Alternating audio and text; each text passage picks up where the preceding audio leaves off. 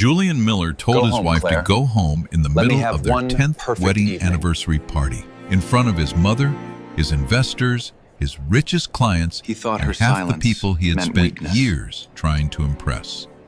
He said it softly enough to pretend he had manners, but loudly enough Claire for everyone nearby had to built understand every exactly piece what he of meant. this night. Claire was embarrassing him. When she Claire left, was ruining the mood. she took more Claire, than her the woman who had spent 4 dignity months with building her. that entire night from the ground up, was no longer welcome at her own celebration. For a few seconds, no one moved. The string quartet kept playing near the windows. 18 Champagne minutes still later, glittered in tall the music glasses. stopped. The lights over Elliott Bay washed the room in gold. And Julian stood there in his dark, tailored suit, At first, smiling everyone with the pretended calm it was a arrogance of a mistake. man who believed the world would always rearrange Then the itself wine began around to his disappear. comfort. Claire looked at him for a long moment. She did not cry. She The did not cake slap stayed him. perfect. She did not beg him to The explain marriage himself. did not. She simply looked at the man she had loved for 10 years Claire did and not finally scream. understood She activated that the he had mistaken contract. her silence for permission, her patience for weakness, and her devotion Claire, for answer me. something he owned. Now. Then she smiled. It was not a broken smile. It was not a polite smile. It was the kind of smile that Final appears when a authorization person has been finally withdrawn. stops asking why they were betrayed and starts deciding what happens next. Claire picked up her clutch, turned away from the cake table, and walked out of the ballroom. Julian watched her leave with a small, satisfied breath, as if he had just solved an inconvenience. He had no idea that the woman he had dismissed was not just his wife. She was the contract holder. She was the payment authority.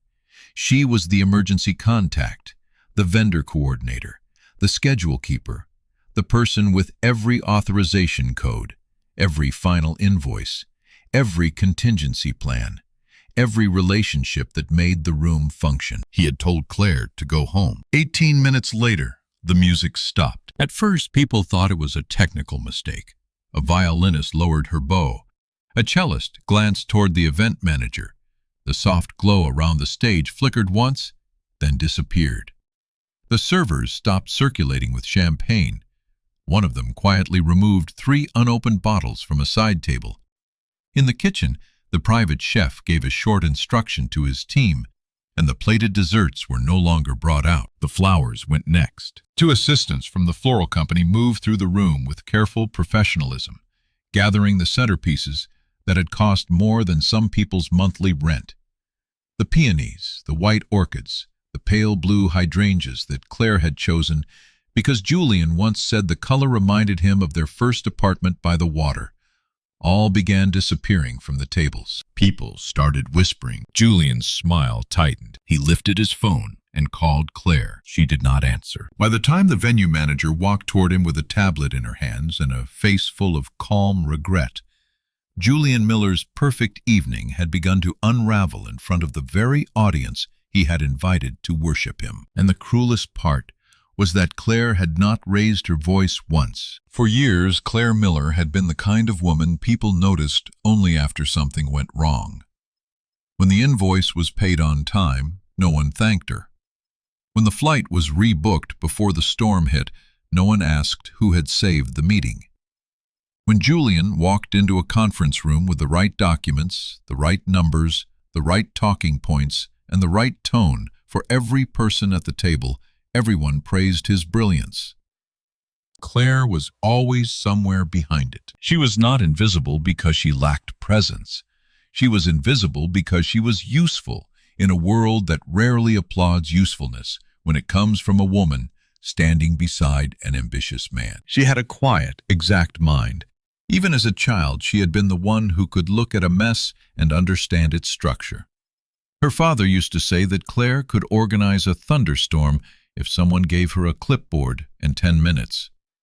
In college, she studied business operations, not because it sounded glamorous, but because she loved the hidden machinery of things. She loved the way good planning could turn chaos into movement. She loved solving problems before they became public. That was Claire's gift. She saw failure early. She could feel when a schedule had too much optimism in it. She could hear when a promise had no numbers behind it.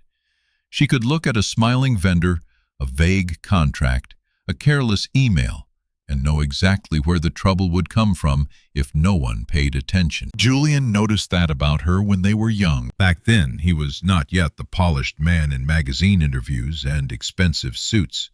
He was charming, yes, but scattered.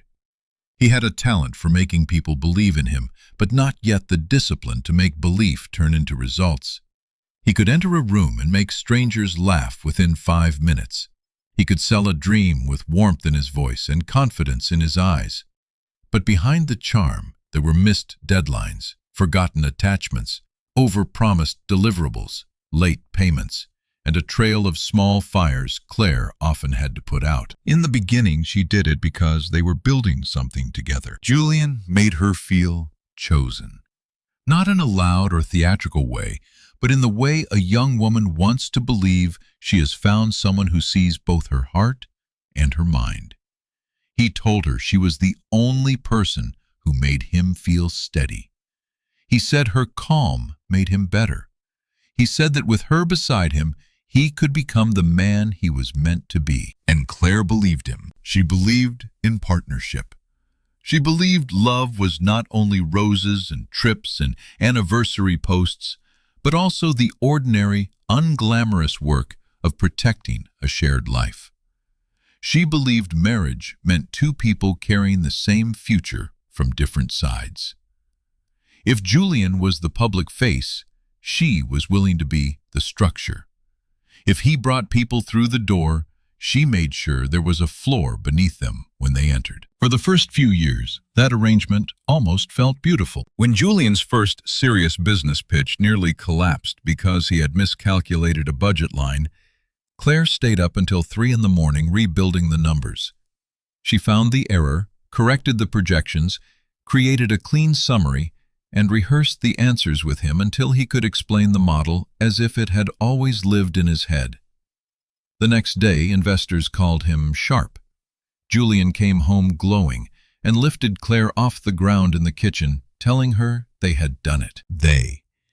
That word mattered to her. When his company nearly lost a major vendor because no one had paid attention to a renewal clause, Claire caught the deadline with 12 hours to spare. When Julian double-booked a client dinner and a charity event, Claire rearranged the evening so smoothly that both groups felt personally valued. When tax documents went missing, she found backup records. When a senior employee threatened to leave, she helped Julian prepare the conversation that kept him. When a reporter asked questions Julian was not ready for, Claire built him a briefing sheet with every likely angle and every safe answer. Every time Julian thanked her in private, and every time the world praised him in public. At first, Claire did not mind. She did not need a spotlight. She was not built for applause the way Julian was. He seemed to need it like air. She told herself that if he shined, they both benefited. She told herself that being the trusted person behind someone successful was not the same thing as being erased. But erasure does not happen all at once. It comes slowly, wearing the face of practicality. Julian stopped saying they and started saying I. He stopped asking Claire what she thought and started assuming she would fix whatever he failed to consider. At dinner parties, when someone complimented his growth, he stopped turning toward her and saying she had carried him through the hard parts. He began accepting the praise alone, with a modest smile that somehow never included her. Claire noticed, but she was careful with her hurt. She told herself he was tired. She told herself success made people distracted. She told herself marriage had seasons, and maybe this was simply a season when she had to love more patiently. Then came the little humiliations. Julian would introduce her as his wife, but not as a consultant, not as the person who had quietly designed half the systems that kept his business stable. If someone asked what Claire did, he would answer before she could. He would say she handled a lot of things at home, as if she spent her days choosing towels and arranging candles, when in reality, she was negotiating insurance policies, reviewing vendor contracts, coordinating executive schedules, and catching financial inconsistencies before they turned into disasters. At first, the comments sounded harmless. Then they began to gather weight. Once at a dinner with two potential investors, Julian laughed and said Claire was the household's unofficial control tower, always obsessing over details no normal person would notice. The table chuckled. Claire smiled because she knew how to survive a room. But under the table, her hands went still. No normal person would notice. Those details had saved him more times than he could count. Another time, during a charity auction, a woman told Julian he must have an incredible team behind him. Julian tilted his glass toward the room and said he liked to hire well, but in the end, he trusted his own instincts most. Claire was standing beside him, wearing a silver dress he had complimented before they left the house. For a moment, she waited for him to glance at her to say something honest, even lightly. He did not. That night, when they came home, she asked him why he never acknowledged what she did. Julian sighed as if she had brought him a small administrative problem at the end of a long day. He told her not everything had to be about credit. He told her he appreciated her privately. He said public recognition made business complicated because people needed to see a clear leader. Then he kissed her forehead and went upstairs. Claire stood in the kitchen alone, listening to the refrigerator hum. A clear leader. She wondered when partnership had become a threat to his image. Still, she stayed. Not because she was foolish, and not because she did not know her value. She stayed because love, when it is built over years, can become tangled with memory. It is hard to leave a man who once held your hand in a hospital waiting room when your father was dying. It is hard to leave someone whose mother calls you daughter. It is hard to walk away from the photographs, the holidays, the shared routines, the private jokes, the old version of him that still appears sometimes when he is tired enough to forget his performance. Claire kept looking for that old version. She would see it in flashes. Julian bringing her coffee without asking. Julian touching the small of her back in a crowded elevator. Julian laughing at something she said when no one important was listening. Those moments were small, but they were enough to keep hope alive if a woman was already used to surviving on less than she deserved. By their 10th year of marriage, Claire knew the marriage had become uneven. She knew she was carrying emotional weight Julian no longer acknowledged. She knew his compliments had become rarer, his phone more guarded, his impatience sharper. But she did not yet know the whole truth. So when Julian suggested a 10th anniversary party, Claire let herself believe it might be a turning point. He said it casually over breakfast while scrolling through his phone. 10 years was not nothing, he said. They should celebrate properly, invite friends, invite partners, make it memorable. He said Claire deserved something beautiful. That last sentence stayed with her. Claire deserved something beautiful. She repeated it to herself over the next 4 months as she built the evening piece by piece. She did not know if Julian meant it as deeply as she needed him to, but she wanted to believe there was still a marriage inside the performance. She wanted to believe that maybe if they paused long enough to look at what they had survived together, he would remember her not as an accessory to his life, but as the woman who had helped him build it. So she planned the anniversary with the same care she had once given their first apartment, their first budget, their first shared bank account. The venue was a private room at a waterfront lounge overlooking Elliott Bay. Claire chose it because the windows opened the city into the night. She wanted the water visible behind them when they cut the cake. She wanted the lights to feel warm, not theatrical. She wanted the guests to feel elegance without stiffness, wealth without vulgarity. She chose white orchids because Julian had given her one on their first anniversary, back when he could barely afford dinner. She chose a string quartet because his mother Martha loved old standards arranged for strings. She chose the wine after 3 tastings, rejecting anything too heavy for the menu. She chose a private chef who understood timing because Claire believed food at an event should arrive when people were ready for it, not when the kitchen felt like sending it out. She built a spreadsheet so detailed that any event producer in the city would have recognized it as the work of someone who had rescued many nights from disaster. Every vendor had a tab. Every tab had contract terms, due dates, payment methods, emergency contacts, backup contacts, delivery windows, access requirements, and notes about personalities. The florist preferred text confirmations. The sound engineer needed parking access near the service entrance. The chef's team required a separate prep table away from the bar staff. The venue manager liked final numbers in writing, 48 hours before the event, even if the contract said 24. Claire noted all of it. Julian did not ask about any of it. He asked once whether the guest list had been updated to include a venture partner he wanted to impress. He asked whether the wine would be good enough. He asked whether his suit had been picked up from the tailor. He asked whether Claire had remembered to invite a lifestyle editor who might mention the evening in a private society newsletter. He never asked if she needed help, in a strange way that made the discovery more painful when it came. Because Claire had spent 4 months treating the anniversary like a bridge back to each other, while Julian had been treating it like a stage. The old iPad was in the second drawer of Julian's study beneath a stack of outdated conference badges and a charging cable he had probably forgotten existed. Claire found it while looking for a photograph from their early years, one she wanted to include in a small private slideshow for the party. She had imagined it playing quietly near the entrance, pictures of their first apartment, their cheap honeymoon, their old rented office, their first Christmas tree leaning slightly to one side because Julian had insisted he could fix the stand without instructions. She plugged in the iPad and waited. The screen came alive with an old background image of them in Vancouver, younger and laughing, cheeks pink from the cold.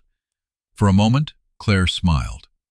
Then notifications began sliding onto the screen. At first, she thought they were old messages loading out of order. Then she saw the date. The first message that truly caught her attention was from Sienna Vale. Claire knew the name.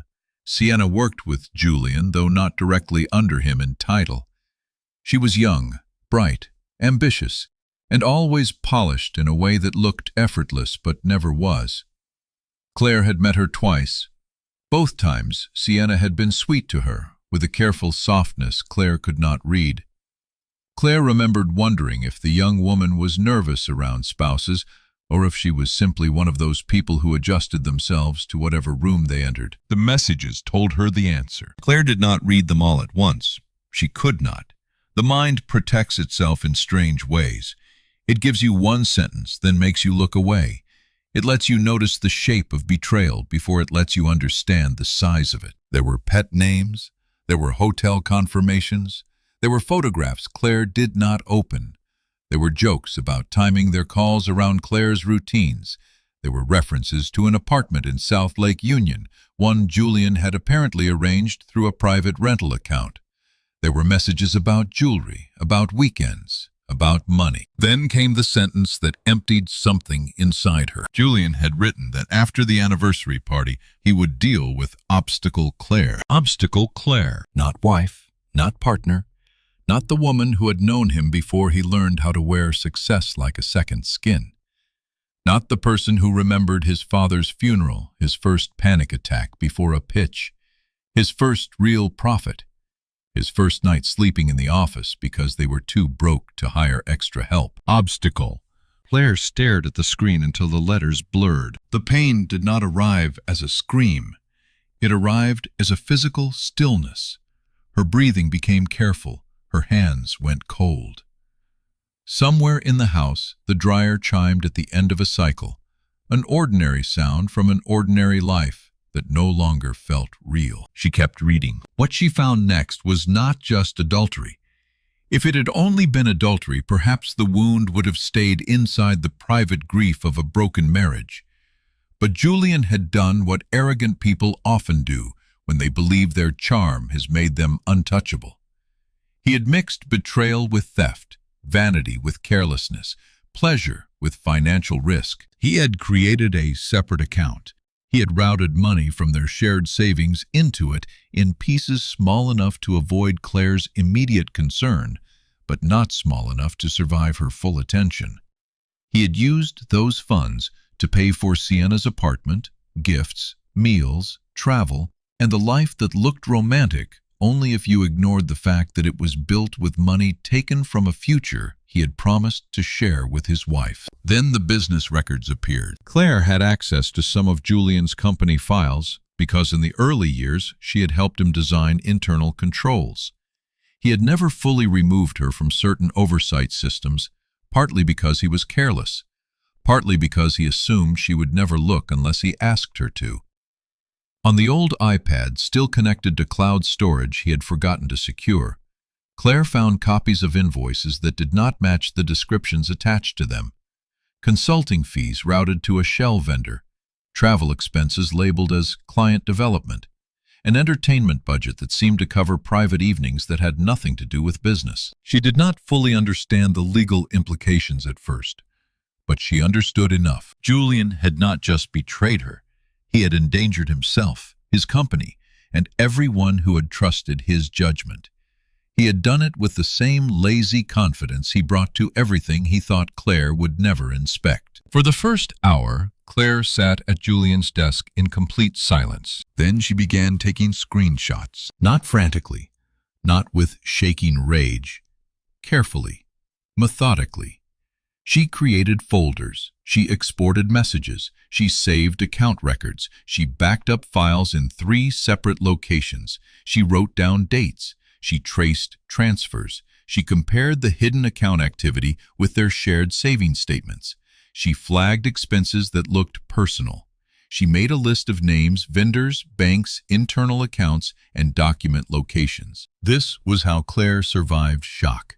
She organized it. By midnight, she knew more than Julian ever believed she would. By 2 in the morning, she had enough evidence to change the rest of his life. By dawn, she had stopped crying. The next morning, Julian came downstairs smelling like expensive soap and confidence. He kissed her cheek while checking his phone. He said the party was going to be incredible. He asked if she had confirmed the seating chart. Claire said she had. He did not notice the difference in her voice, or perhaps he noticed and did not care. Men like Julian often mistake a woman's self-control for emotional emptiness. They do not understand that sometimes calm is not peace.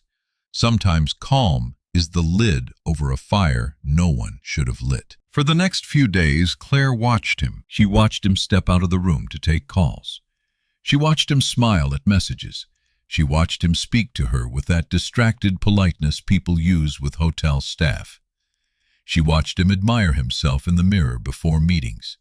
She watched him rehearse the anniversary toast he planned to give a speech about love, loyalty, and 10 years of building a beautiful life together. The speech almost made her laugh, not because it was funny, but because there comes a point when hypocrisy becomes so complete it feels unreal. Claire did not confront him. She did not call Sienna. She did not throw his clothes onto the driveway. She did not do any of the things people imagine they would do when they discover betrayal. Those things might have given Julian what he wanted, evidence that Claire was unstable, emotional, difficult, an obstacle after all. He would have taken her anger, polished it into a story, and carried it into every room where his image needed protection. Claire knew him too well. Julian could survive being accused in private. He could charm his way through tears. He could apologize beautifully when no one important was listening. He could turn a confrontation into a negotiation, and a negotiation into a delay, and a delay into a slow draining of her resolve. But public image was different. Julian lived by admiration. He fed on being seen as controlled, successful, generous, desirable, essential.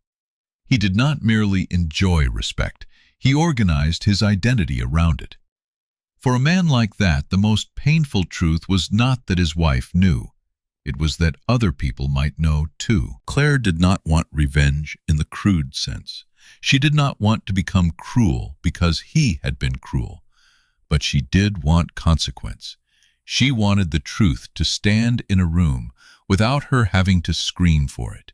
She wanted Julian to experience, even for one night, what it meant to have the hidden foundation removed from beneath his performance. So she reviewed the event contracts. That was when she realized how much power he had unknowingly placed in her hands. Because Claire had arranged everything, every major agreement had been executed through her name or through an event management account she controlled. Julian had wanted the party to look effortless, so he had let her handle all the hard parts. He had wanted the best vendors, so she had negotiated them. He had wanted privacy, quality, and prestige, so she had personally guaranteed timing and payment structures that required final confirmation from her. The deposits had been paid. The final payments were scheduled. The automatic payment releases were tied to codes only Claire had. Service continuation clauses required an authorized representative on site. If payment authorization was withdrawn before final release, vendors could pause service and remove unused goods until alternate payment was secured. Claire had written those terms herself, not for revenge, but for accountability. She had spent too many years around wealthy people who thought elegance meant never dealing with consequences. Good vendors deserved protection. Good planning required clean lines. If someone wanted luxury, someone had to pay for it. Julian had never read the contracts. That fact, more than anything, told the story of their marriage. On the evening of the anniversary, Claire dressed slowly. Her gown was not dramatic. It did not announce heartbreak. It was a deep navy silk that fell cleanly with a neckline soft enough to be feminine and simple enough not to beg for attention. She wore the pearl earrings Julian had given her on their 5th anniversary, though now she remembered she had chosen them herself and sent him the link because he had forgotten the date until the week before. She looked at herself in the mirror for a long time. There were fine lines near her eyes that had not been there when she married him. There was tiredness in her face, but not defeat. She looked like a woman who had loved honestly and been underestimated by someone too shallow to understand the difference between quiet and small. Before leaving, she placed a slim folder inside her bag. It contained printed copies of the key vendor authorization pages, a timeline of the hidden transfers, and one photograph of her and Julian from their first year of marriage. She did not know why she included the photograph, maybe because she needed to remember that grief was not foolish simply because the person who caused it was unworthy. Maybe because she wanted proof that she had not imagined the man he used to be. The venue was already glowing when she arrived. Through the windows, Elliott Bay stretched dark and beautiful beneath the evening sky. The room smelled of flowers, citrus, and expensive perfume. Guests moved in clusters, their voices polished by money and habit. The quartet played softly near the far wall. Servers carried trays with quiet precision. The candles Claire had chosen flickered in clear glass, reflected in the windows, so the whole room seemed doubled.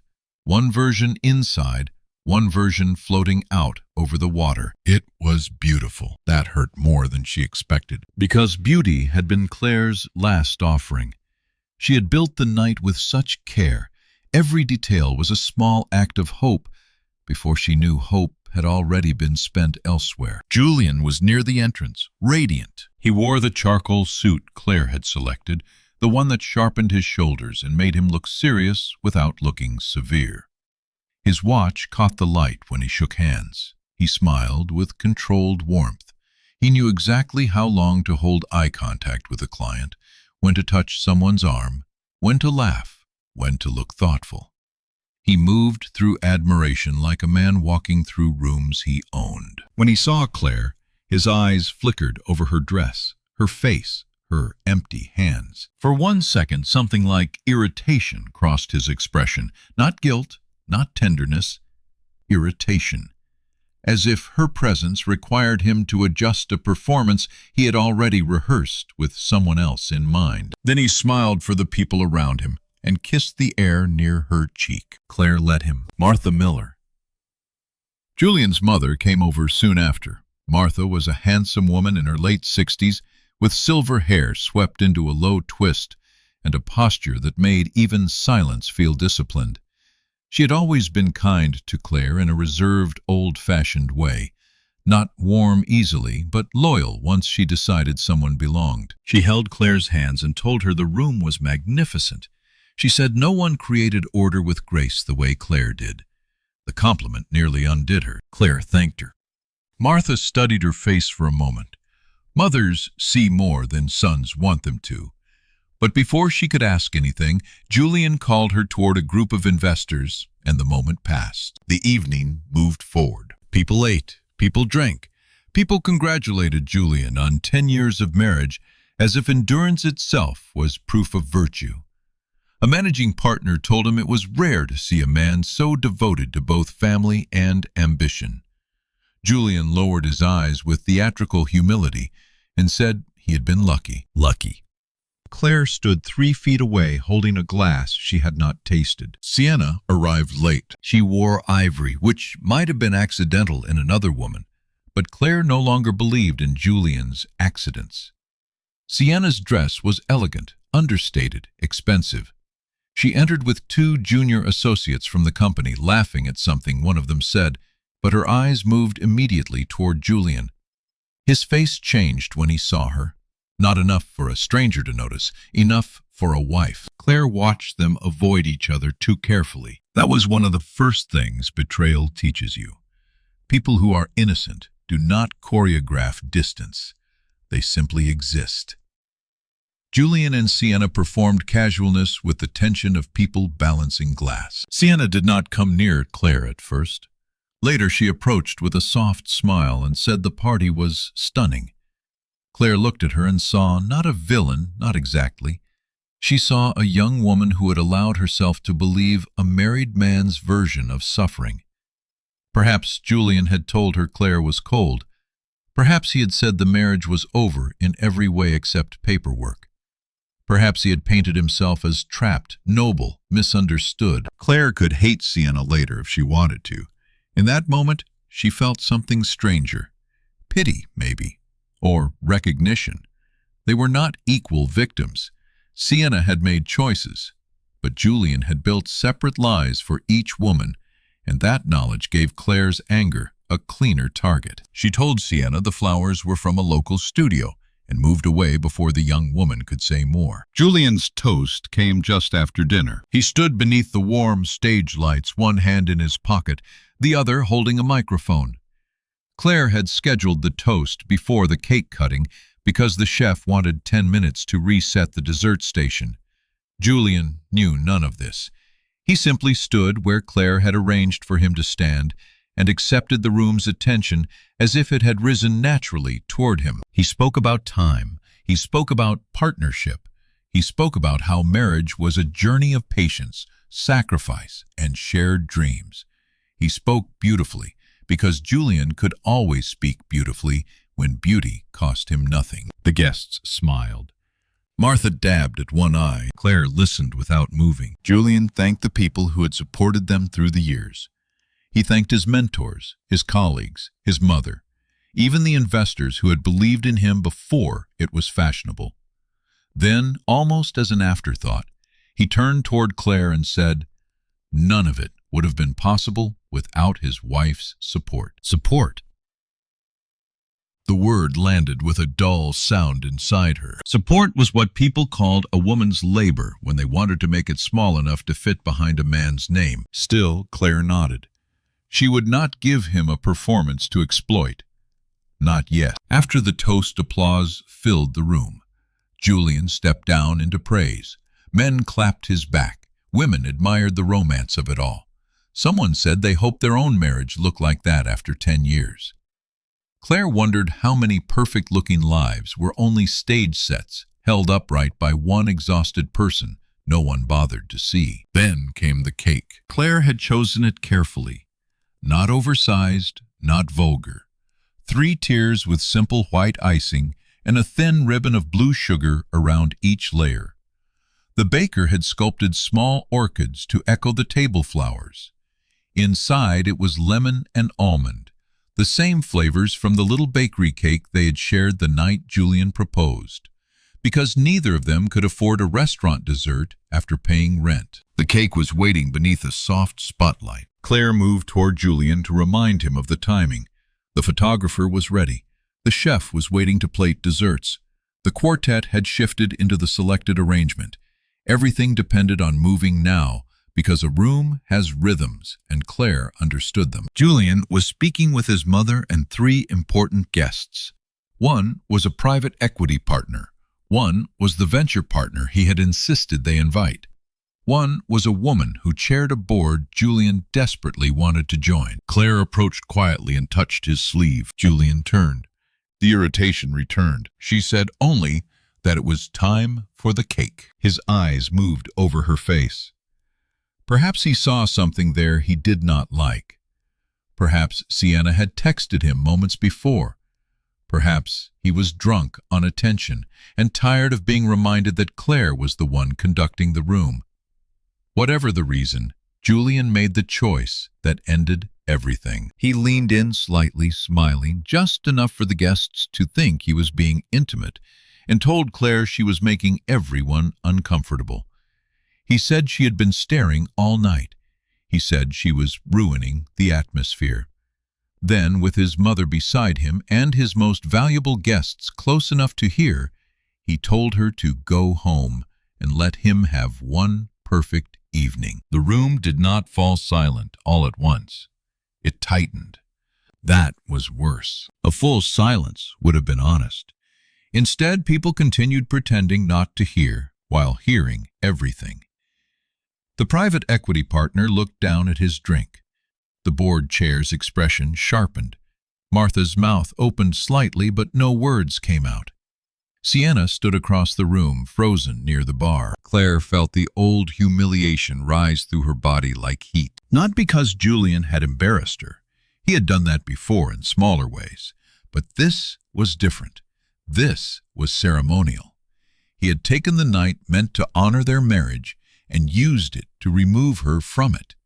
He had tried to turn her into a disturbance in a room she had created. For one breath, Claire remembered every version of herself that had stayed quiet. The young wife who rebuilt his pitch deck while he slept. The woman who smiled through jokes about her being controlling. The partner who became support. The strategist who became wife. The builder who became background. The human being who became an obstacle. Then the heat passed. Something settled in her. She looked at Julian not with rage, but with a strange calm of a person watching a signature dry on a document. He had made his choice in public, so the consequence would be public too. Claire smiled, picked up her clutch, and walked out. No one stopped her. That detail stayed with her later. Not because she expected rescue, but because it revealed how power works in polished rooms. People often recognize cruelty. They simply wait to see whether it is socially safe to object. In the corridor outside the ballroom, the music became softer behind the closed doors. Claire walked past framed photographs, past a service station, past an arrangement of white roses she had approved 3 days earlier. The air felt cooler out there, cleaner. She stopped near a window overlooking the water and opened her phone. Her hands were steady. The first call was to the sound and staging company. Claire identified herself, gave the event code, and withdrew final payment authorization. She explained that the authorized host representative had been removed from the premises by the client, and that service should be paused, according to contract, until alternate payment was secured in full. The manager on the line hesitated only long enough to confirm the code. Claire gave it. The second call was to the wine supplier. Unused inventory was to be secured and removed. Open bottles would be invoiced against the deposit. No additional service was authorized. The third call was to the catering lead. Dessert service was to pause. The kitchen could pack completed items and await direct payment from any newly authorized party if they wished to continue. Then the florist, then the lighting team, then the venue manager, then security. Claire did not exaggerate. She did not insult Julian. She did not ask anyone to create drama. She simply activated the terms he had never bothered to read. Within minutes, the invisible machinery of the party began responding to the person who had actually built it. Back inside, Julian was still trying to recover the moment. He had laughed lightly after Claire walked away, pretending to the guests that she was tired. He said she had overworked herself on the party. He made a small joke about perfectionists needing rest. Some people smiled because they wanted the awkwardness to end. Martha did not smile. Sienna had disappeared toward the hallway near the restrooms. Julian turned toward the cake with forced brightness. That was when the quartet stopped. Not dramatically, not with a screech. The music simply thinned, then ended in the middle of a phrase. Conversations kept going for a few seconds before people realized the silence underneath them had changed shape. Julian looked toward the musicians. The first violinist gave him a polite nod and began packing her sheet music. At the bar, the wine service paused. A server removed an unopened bottle from a chilling stand. Another began counting inventory with the calm efficiency of someone following instructions. The bartender spoke quietly into a headset. The stage lights dimmed. The cake stood suddenly less luminous, no longer presented like a symbol, but exposed like an object, waiting for someone to explain why the celebration around it had stopped. Julian crossed the room toward the event manager with a smile that had sharpened at the edges. People watched him while pretending not to. He kept his voice low. His shoulders remained relaxed.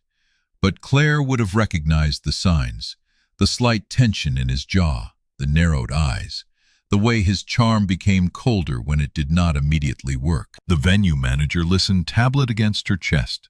She explained that final payment authorization had been withdrawn and that several vendors had paused service under the terms of their agreements.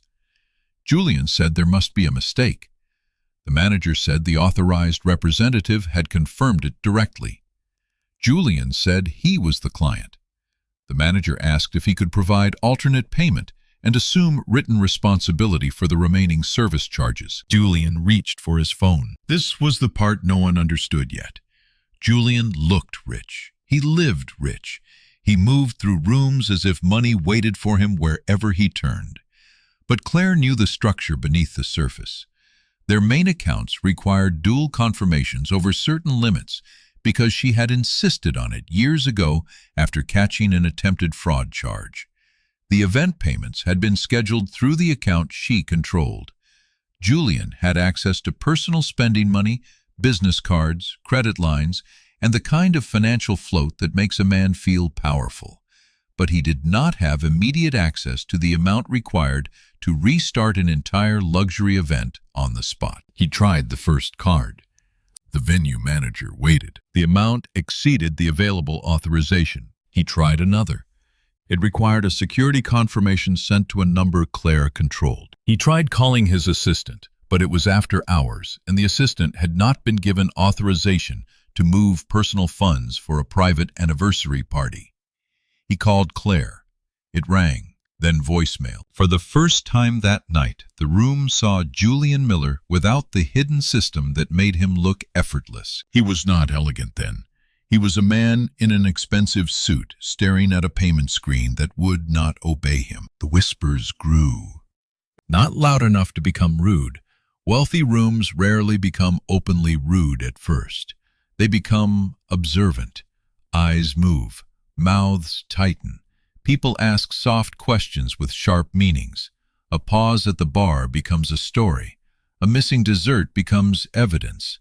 A vendor leaving with flowers becomes a message no one needs translated. Martha approached him. Julian tried to wave her off.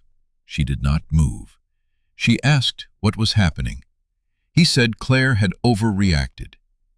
Martha looked toward the table where Claire's place setting remained untouched, then back at her son. Something in her face changed. The kind of change that comes when a mother realizes the thing she has feared about her child may be worse than she allowed herself to name. Across the room, two floral assistants began lifting the largest arrangement from the central table. One of Julian's investors watched them go. That man had known Julian for 4 years. He had admired his confidence, his polish, his instinct for timing. But he also understood operations. He understood that events like this do not pause because a wife has a mood. They pause because contracts, payments, and authority have shifted. He understood before many others did that Julian's wife had not simply left. She had taken the structure with her. Julian tried to regain control by raising his voice slightly at the venue manager. That was his second mistake. The first had been humiliating Claire in public. The second was forgetting that people who work in service industries often hold more real power in a room than the guests who ignore them. The venue manager did not flinch. She repeated that services could continue upon full payment and written acceptance of outstanding charges. She said it with perfect professionalism, but everyone nearby heard the meaning. Julian could have his perfect evening if he could pay for it. He could not. The board chair excused herself, then the venture partner, then a couple from Julian's social circle who had always laughed too loudly at his jokes. Departures at events are contagious. Once the first important people leave, others feel permitted to notice what they already know. Within half an hour, the party had become a slow evacuation. Some guests were embarrassed for Claire. Some were embarrassed for themselves. Some were quietly entertained, though they would never admit it. Some had the decency to look ashamed. Sienna slipped out before Julian could reach her, her ivory dress disappearing into the elevator corridor like a guilty thought. Martha stayed. She watched her son stand in the dimmed ballroom among half-cleared tables, unopened wine being counted behind him, flowers vanishing from the room, the cake uncut under a dead spotlight. She watched him call Claire again and again. She watched the calls go unanswered. And in that moment, Julian's mother saw what Claire had lived with for years. Not just betrayal, entitlement. Julian was not grieving the pain he had caused his wife. He was furious that her pain had inconvenienced him. He was not ashamed that he had expelled Claire from her own anniversary celebration. He was outraged that she had not continued funding the celebration after being thrown out of it. There are truths a mother can avoid for a long time because love gives them places to hide. Martha had defended Julian's ambition. She had explained away his impatience. She had told herself powerful men were often difficult. She had believed, or wanted to believe, that Claire's quietness meant the marriage was stable. But no illusion survives forever when it has to stand in the open. By the time Julian finally left the venue, the room looked nothing like the celebration Claire had made. It looked like the aftermath of a performance whose stage crew had gone home. Claire did not go home that night. She checked into a small hotel downtown under her own name, not because she was afraid of Julian, but because she refused to spend even one more night inside the house where he had called her an obstacle. She ordered tea she barely drank. She removed the pearl earrings and placed them on the bedside table. She sat by the window until the city lights blurred. Only then did she let herself cry. Not loud, not dramatic, not the kind of crying that empties a person all at once. It came in waves. 10 years of memory rose and broke inside her. The first apartment, the first apology, the first time Julian said he could not do it without her, the way he used to squeeze her hand under tables when he was nervous, the way he had slowly stopped reaching for her unless someone was watching. She cried for the marriage she had thought she was protecting. She cried for the woman she had been still hopeful enough to choose orchids. She cried because leaving a cruel person does not mean love disappears on command. Sometimes the heart continues grieving someone the mind has already convicted. But by morning, Claire had work to do. She showered, dressed, opened her laptop, and began building a case. The first email went to her attorney, a woman named Evelyn Hart, who had once handled a contract dispute for one of Claire's clients, and left such a strong impression that Claire had saved her number. Claire attached the basic timeline, the screenshots, the account records, and a short summary with no emotional language. Evelyn replied within 20 minutes and asked Claire not to communicate with Julian except in writing. The second step was financial protection. Claire froze shared lines where she had authority. She moved her personal documents to secure storage. She requested statements. She changed passwords. She contacted the bank. She did not drain accounts. She did not act recklessly.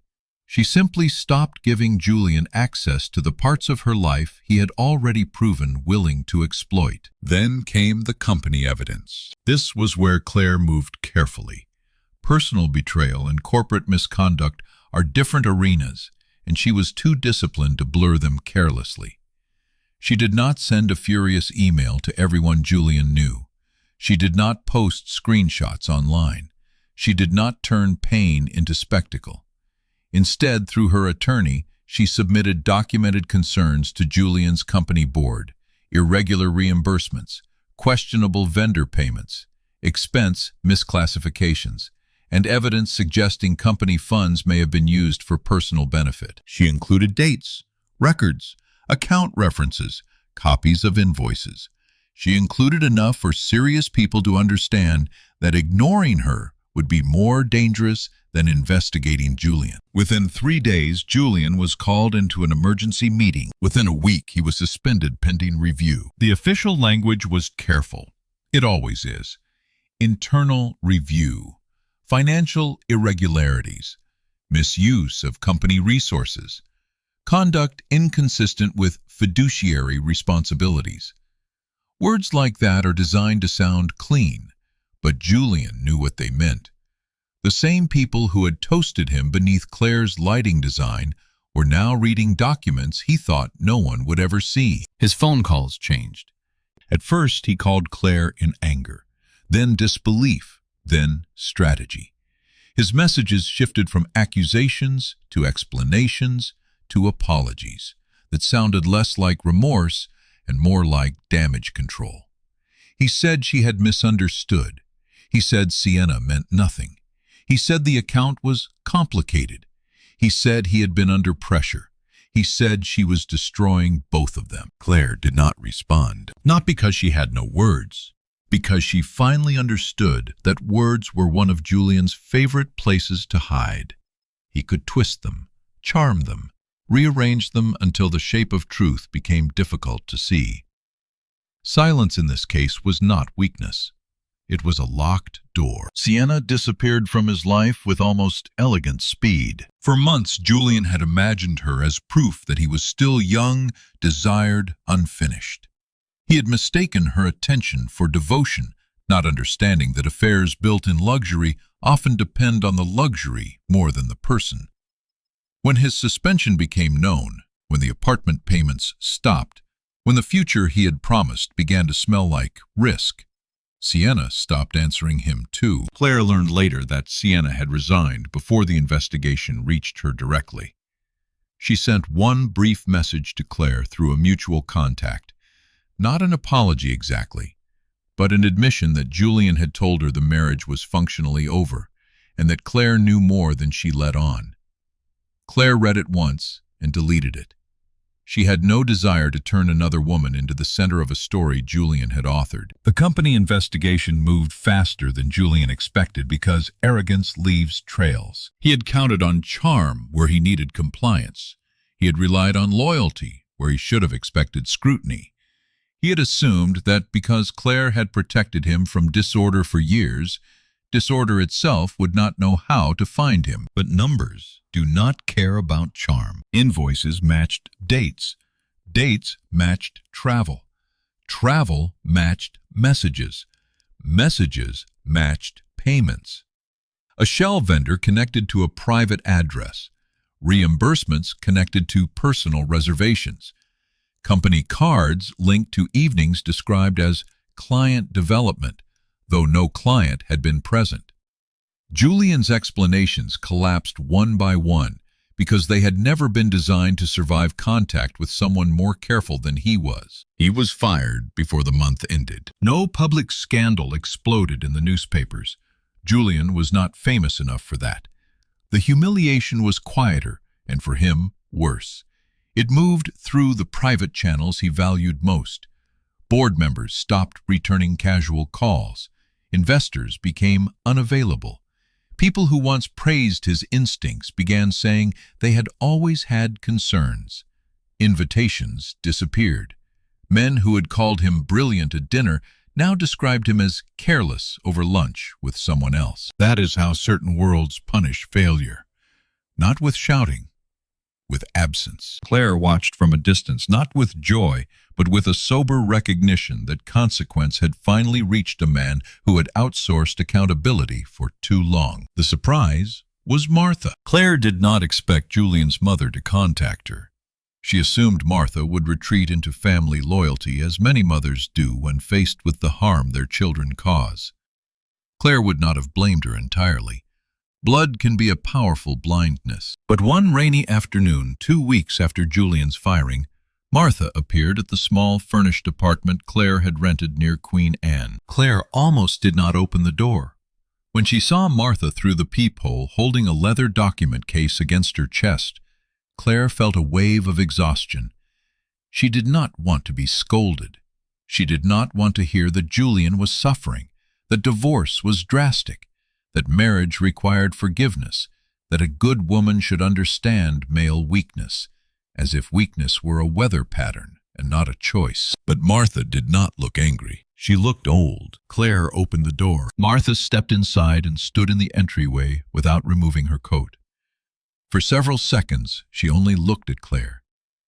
Then she said she had spent her whole life teaching Julian to stand tall, but somewhere along the way, he had learned to stand on other people.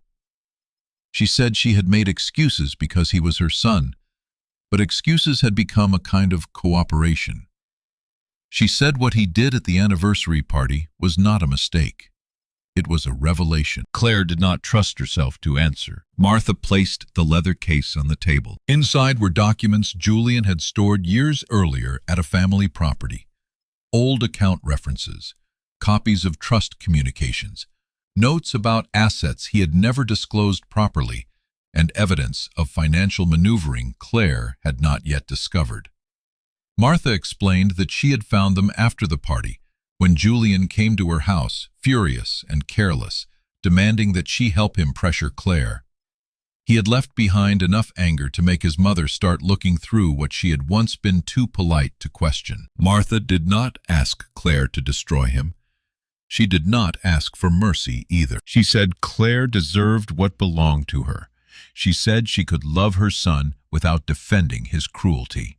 She said that if Julian had built any part of his life on Claire's labor, then Claire had the right to stop being the ground beneath him. That was the closest Martha came to crying. Claire reached across the table and took her hand. It would have been easy in a simpler story to make Martha either villain or savior, but real life is often more complicated than that.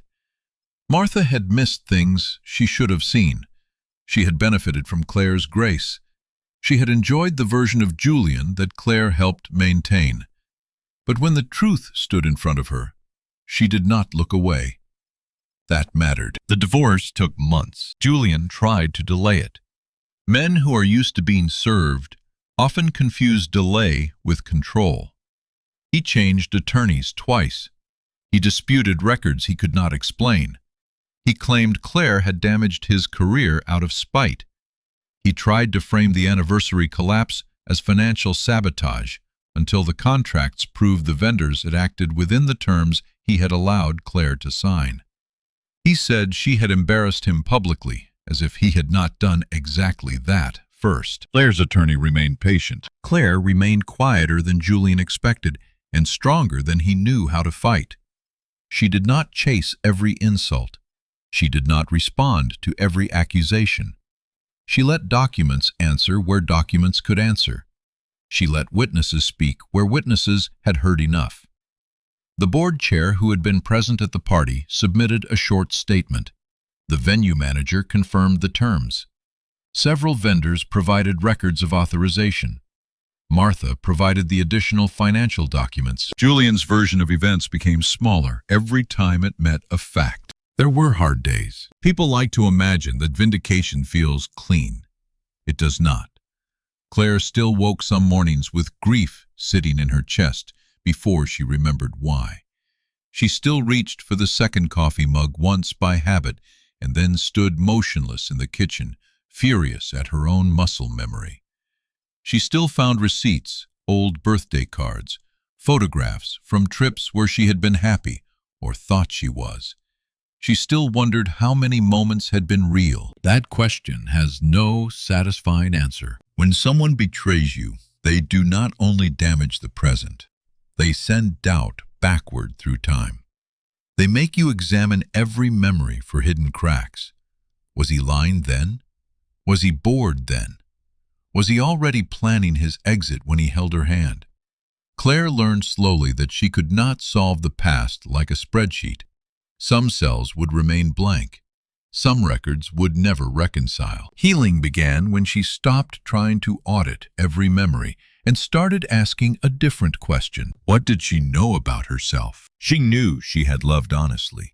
She knew she had worked hard. She knew she had not imagined her value. She knew Julian's failure to honor her did not mean she had been foolish to honor her vows. Trust given to the wrong person is painful, but it is not shameful. The shame belongs to the person who used it poorly. That truth became the first solid thing beneath her. The settlement, when it finally came, was fairer than Julian wanted and cleaner than Claire feared. She received her rightful share of assets, protection from debts tied to Julian's misconduct, and enough financial stability to decide what came next without panic. She did not leave the courthouse triumphant. She left tired. But it was the tiredness of someone who had carried a heavy thing to the edge of a river and finally set it down. Outside rain had just stopped. Seattle smelled like wet pavement and salt air. Claire stood on the courthouse steps for a moment, holding the signed documents in a folder against her chest. Evelyn, her attorney, asked if she wanted a ride. Claire said she wanted to walk. So she walked. Not far. Just enough to feel the city moving around her without Julian in it. Cars hissed along the street. People hurried under dark umbrellas. A delivery truck blocked half a lane while a driver argued cheerfully with someone at a side door. Life continued, indifferent and generous at once. For the first time in months, Claire felt something close to curiosity. Not happiness yet. Not freedom in the dramatic way people talk about it when the story is over and the pain has been edited out. Just curiosity, a small opening, a question that did not hurt. What now? The answer came from an unexpected place. One of the vendors from the anniversary party, the floral designer, called Claire to ask whether she was taking private clients. A corporate foundation needed someone to rescue a donor event after their planner quit with 6 weeks to go. The florist had recommended Claire without hesitation. She said she had never seen anyone handle a crisis with such precision and restraint. Claire almost said no. Then she thought about the ballroom. She thought about the moment the music stopped. She thought about all the years she had built beauty for Julian's image while treating her own talent like a household tool. She thought about how many people had seen her work without knowing her name. Maybe it was time they knew. She accepted the foundation event. For 6 weeks, Claire worked with a focus that felt like returning to herself. She reviewed contracts, rebuilt the schedule, calmed anxious donors, replaced a difficult caterer, redesigned the seating flow, and found a way to make a modest budget feel intentional instead of limited. She did not overwork to prove her worth. That was the difference now. She worked because she was good at it, because competence felt like clean air, because creating order for people who respected her was no longer a sacrifice. The event succeeded. Then another client called. Then another. Some had been at the anniversary party. They did not mention it directly at first. Polite people rarely say they watched your marriage fracture while holding champagne. They said they had admired her composure. They said they had heard she handled complex events. They said they needed someone discreet, exact, and impossible to rattle. Claire knew what they meant. The night Julian tried to humiliate her had become, in the strangest way, her first public portfolio. Within a year, Miller Creative existed not as an idea, but as a company, with an office, a small team, a clean website, and a reputation that grew faster than Claire expected. She kept the Miller name deliberately. Some people assumed it was sentimental. It was not. She kept it because she had built value under that name too, and she refused to let Julian be the only person entitled to what her labor had made recognizable. Miller Creative became known for events that felt calm, even when they were complicated. Claire's clients were wealthy, yes, but she did not flatter wealth. She respected clarity. She built contracts that protected vendors. She paid people on time. She learned the names of service staff. She never treated invisible work as invisible simply because guests preferred not to see it. Her team loved her for that. She hired people who were often overlooked elsewhere. A logistics coordinator who had spent years as a hotel banquet captain. A former stage manager with nerves of steel. A bookkeeper who could spot a billing inconsistency faster than most executives could read a subject line. Claire knew talent did not always introduce itself loudly.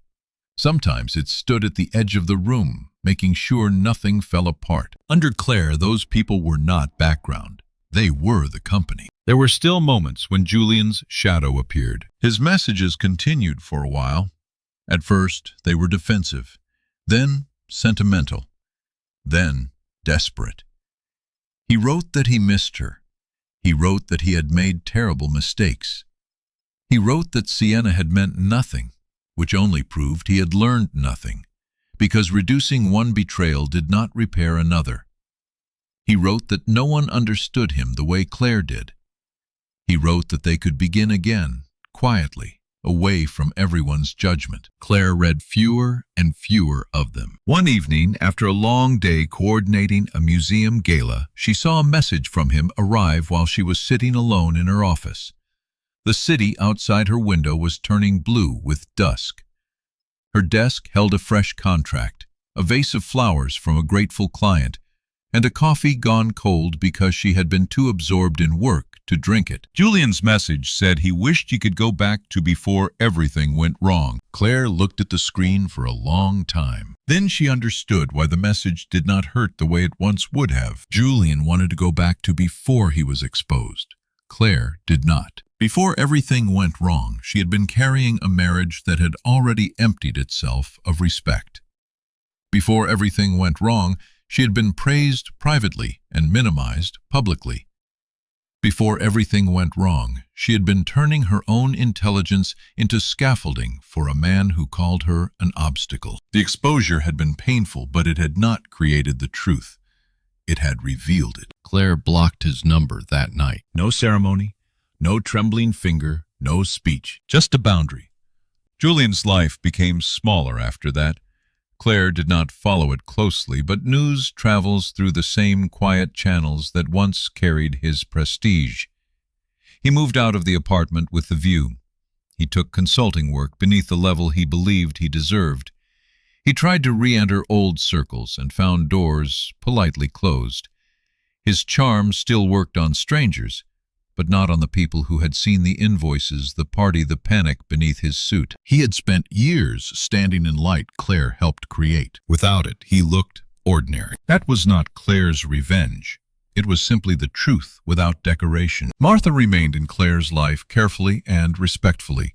They did not pretend nothing had happened. They did not force a mother-daughter fantasy over a wound that had changed both of them. But sometimes Martha sent flowers to the office. Sometimes Claire visited her for tea. Sometimes they spoke of books, weather, and old family recipes before the conversation drifted gently toward harder things. Martha once told Claire that watching Julian fall had broken something in her, but watching Claire rise had repaired something too. Claire said she had not risen as gracefully as people thought. Martha answered that grace was not the absence of pain. It was what a person refused to become because of it. Claire remembered that. 2 years after the anniversary party, Miller Creative was hired to design a waterfront gala for a medical research foundation.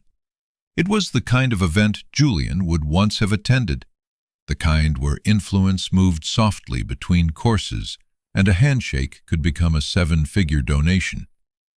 Claire's team spent 3 months preparing it. The contracts were clean, the design was understated, the schedule had room to breathe. Every vendor knew when they would be paid before anyone asked. On the night of the gala, Claire stood near the entrance, headset in one ear, reviewing final timing with her production lead. She wore black not because she was hiding, but because it allowed her to move through the room without becoming the room. Guests arrived in waves, the lighting warmed, the music began. Servers moved with calm precision. Everything worked. Not magically, not effortlessly, because people had worked, because labor had been respected, because someone had cared enough to see the hidden machinery before it broke. Near the end of the evening, the foundation chair took the microphone and thanked Miller Creative by name. Not as support, not as background, by name. Claire stood at the edge of the room as applause rose. For a second, she felt the old instinct to deflect, to step back, to let someone else absorb the praise. Then she stopped herself. She looked at her team. She looked at the room. She accepted the applause with a small nod, not hungry for it, not embarrassed by it. Recognition did not make her valuable. It simply told the truth out loud. After the event, when the last truck had loaded out and the venue was nearly empty, Claire walked to the windows. Elliott Bay lay beyond them, dark and familiar. Not the same venue as the anniversary party, but close enough that memory stirred. She thought of the woman she had been that night, standing in navy silk while her husband told her to go home. She wished she could reach back and take that woman's hand. She would not tell her the pain would vanish quickly, because it would not. She would not tell her everything happened for a reason, because some things happen because selfish people choose selfishly.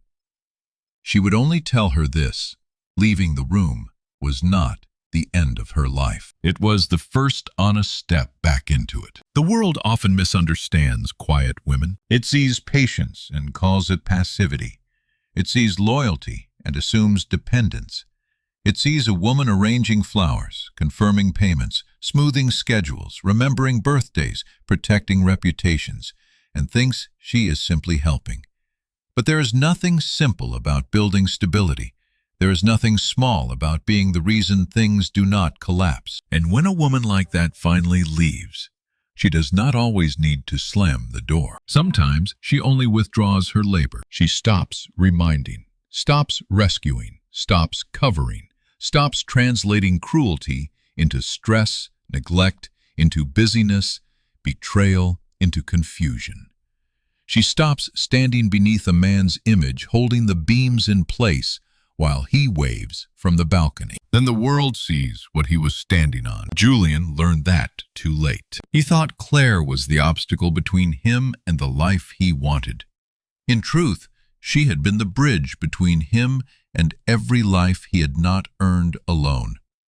She had been the calendar that kept him prepared, the numbers that kept him credible, the calm that kept him polished, the loyalty that made him appear worthy of trust. When he told her to leave, he believed he was removing a shadow. He did not understand he was turning off the lights. Claire did not become powerful because Julian fell. She had been powerful long before that. The difference was that she stopped spending her power on someone committed to wasting it. She stopped confusing endurance with love. She stopped accepting private appreciation as payment for public erasure. She stopped allowing a man's fear of being outshined to dim the woman who had helped him glow. That was the real victory. Not the music stopping, not the flowers being carried away, not the look on Julian's face when his card failed and his guests began to leave. The victory was Claire walking into a life where her name was spoken clearly, where contracts bore her signature because she chose them, where people paid for her expertise without expecting her to disappear after saving them, where mornings were no longer measured by Julian's mood, where silence meant peace, not suppression. And when Julian's final message came months later through a new number saying he still believed they could find their way back, Claire did not answer. She was standing in her office at the time, watching her team prepare for another event. Someone was laughing near the printer. Someone else was testing table linens under the light. A young coordinator asked Claire to review a vendor clause, and Claire walked over, calm and focused, fully present in a life that no longer required her to shrink. The phone buzzed once more. She turned it face down. Not because she hated him, because there was nothing left in her that needed him to understand. Some people only recognize a woman's value when they are forced to live without the order she created. Some apologies arrive after the comfort is gone, after the money is gone, after the public image cracks, after the new lover leaves, after the friends stop calling. But an apology that comes only when consequences arrive is not always love. Sometimes it is just a person missing the shelter they destroyed. Claire had been that shelter for 10 years. Now she was something else. She was the architect of her own peace. And that is the lesson her story leaves behind. Never confuse a woman's quiet devotion with weakness. Never assume the person who works behind the scenes has no power simply because she does not perform it loudly. Never build your image on someone else's sacrifice and then humiliate them for standing too close to the spotlight. Because one day she may leave the room, and when she does, she may take with her every bit of order, loyalty, protection, grace, and hidden strength that made your life look beautiful in the first place. If you were Claire after being told to leave your own 10th anniversary party, would you have walked away in silence? Or would you have confronted Julian in front of everyone, right there? Share your thoughts below. And if you believe kind, loyal women should never be mistaken for weak ones, subscribe for more stories where silence is not. The first thing everyone noticed about Jordan Vance that afternoon was not his face. It was not the calm confidence that usually followed him into boardrooms. It was not the name that appeared on magazine covers, business panels, and whispered conversations in private clubs from New York to London. What they noticed first was the paint on his sleeve. A streak of white ran across the cuff of his old gray hoodie. A smaller stain had dried near the pocket. His jeans were faded at the knees. His sneakers had lost most of their shape, and after a long flight from London, there was a tiredness in his eyes that made him look less like a billionaire and more like a man who had missed 2 meals and needed a place to sit down. So when he stepped through the glass doors of the Gilded Frame, one of the most exclusive art galleries on Fifth Avenue, the room did what rooms like that often do. It judged him before he said a word. The gallery was built to make people feel small. The ceilings were impossibly high. The marble floor was so polished it reflected the gold frames on the walls. The air smelled faintly of lilies, expensive perfume, and the kind of money that did not need to announce itself. Every painting had its own light. Every sculpture sat on its own pedestal. Every employee moved with the quiet confidence of someone trained to decide who belonged and who did not. And that day to them, Jordan Vance did not belong. No one in that room knew that 12 minutes earlier, the final acquisition papers had been signed. No one knew that the building beneath their shoes, the gallery on every floor, the storage vaults below the brand name above the entrance, and the collection management contracts behind the front desk had just become part of Vance Group. No one knew that the man standing near the entrance with coffee-colored shadows under his eyes was the new owner of everything around them. And Jordan did not tell them. He simply stepped inside, looked around, and let the room reveal itself. To understand why he stayed quiet, you have to understand something about Jordan Vance. The public knew the easy version of his story. They knew the young billionaire, the media empire, the Manhattan Towers, the London hotels, the interviews where people described him as brilliant, reserved, impossible to intimidate. They knew that he had built one of the fastest-growing real estate and communications companies in the world, before most men his age had figured out who they wanted to become. But they did not know the version of him that still woke up early on Saturdays to paint walls in community shelters. They did not know the boy who had grown up watching his mother clean office buildings where men in suits walked past her without seeing her face. They did not know how many times he had been told to use the service entrance, how many receptionists had looked him over before deciding he could wait. How many people had spoken to him slowly because they thought worn clothes meant a weak mind. Jordan had money now, more than most people could imagine, but he had never forgotten the feeling of being reduced to fabric shoes and accent. He knew that money could buy access, but it could not teach character. In fact, sometimes money made character harder to see. That morning, after landing from London, he had been expected to go straight home. His assistant had arranged a car, a shower, a change of clothes, and a quiet evening before the official announcement of the acquisition. But Jordan had asked the driver to stop first at a renovation project in Brooklyn, where one of his foundations was turning an abandoned building into housing and studio space for children who had aged out of foster care. He had meant to stay for 20 minutes. He stayed for 3 hours. There was a wall in the main common room that needed another coat of paint, and one of the volunteers was struggling to fix a crooked shelf. Jordan took off his blazer, pulled on the old hoodie he kept in the trunk, and worked until his arms ached. By the time he left, there was paint on his sleeve, dust on his shoes, and a quiet warmth in his chest that no luxury hotel had ever given. That was why he looked the way he looked when he arrived at the Gilded Frame. He had not planned a test. He had not dressed down to trap anyone. He had not designed a dramatic reveal for the pleasure of watching people squirm. He was simply tired, curious, and still carrying the smell of fresh paint from a place where children would soon have beds, windows, and keys of their own. The acquisition of the Gilded Frame had been more complicated than the press release would ever admit. On paper, the gallery was a jewel.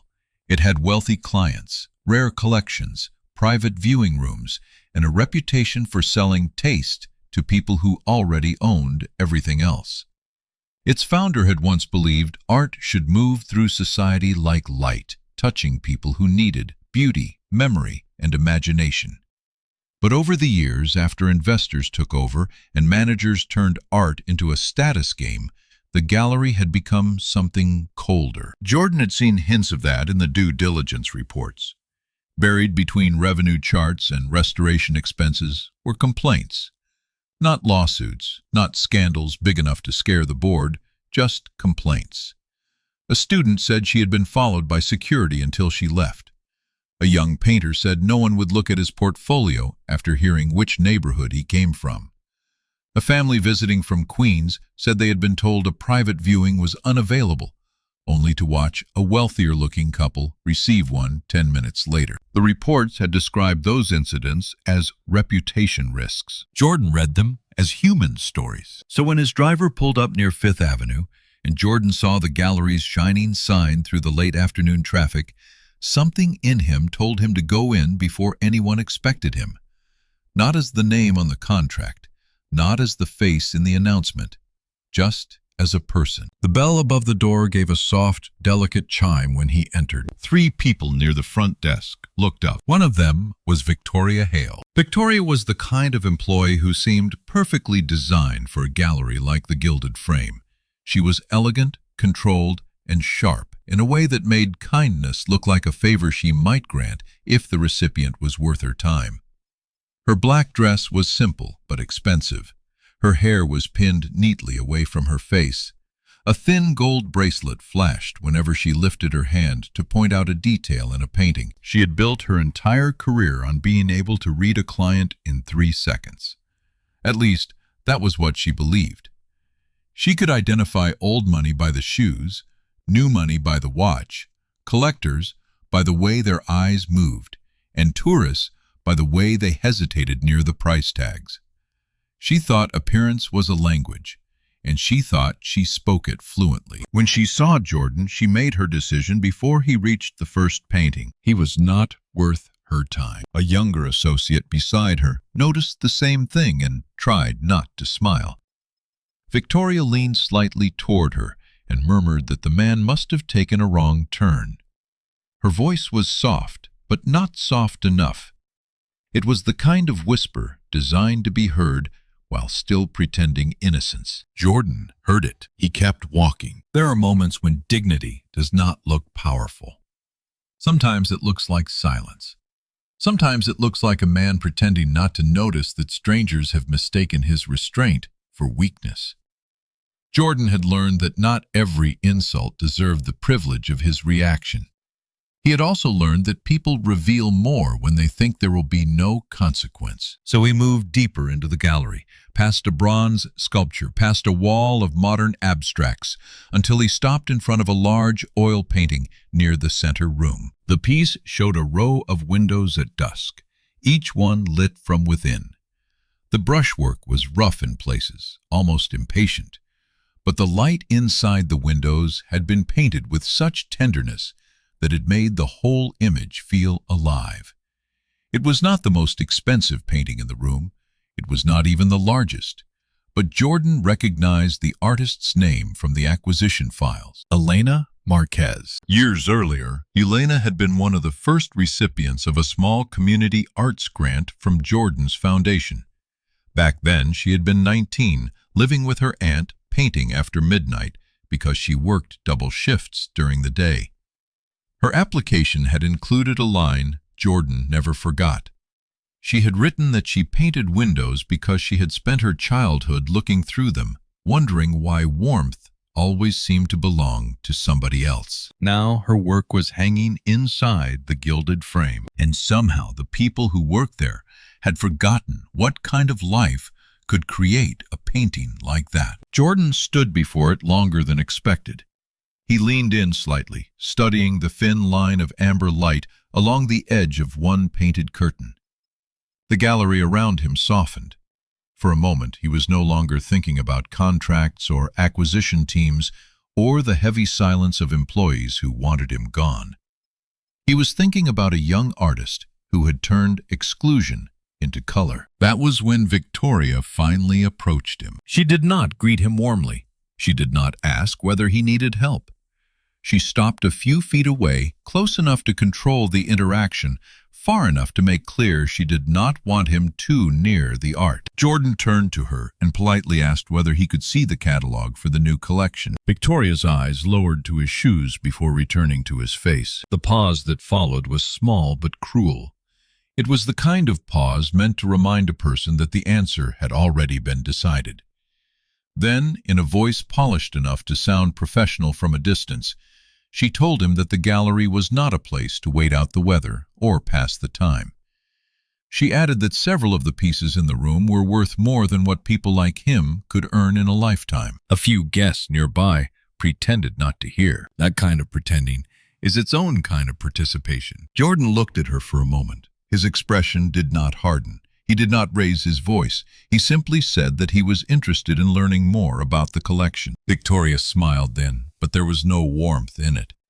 She told him she doubted he could cover the insurance fee on a single piece, let alone purchase one. Then she turned slightly as if to end the conversation by offering her shoulder instead of her attention. Jordan could have ended it there. He could have said his name.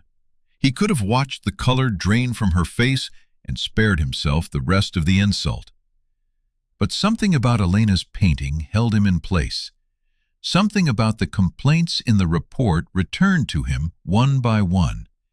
The student, the immigrant family, the young painter from a neighborhood Victoria would have called undesirable.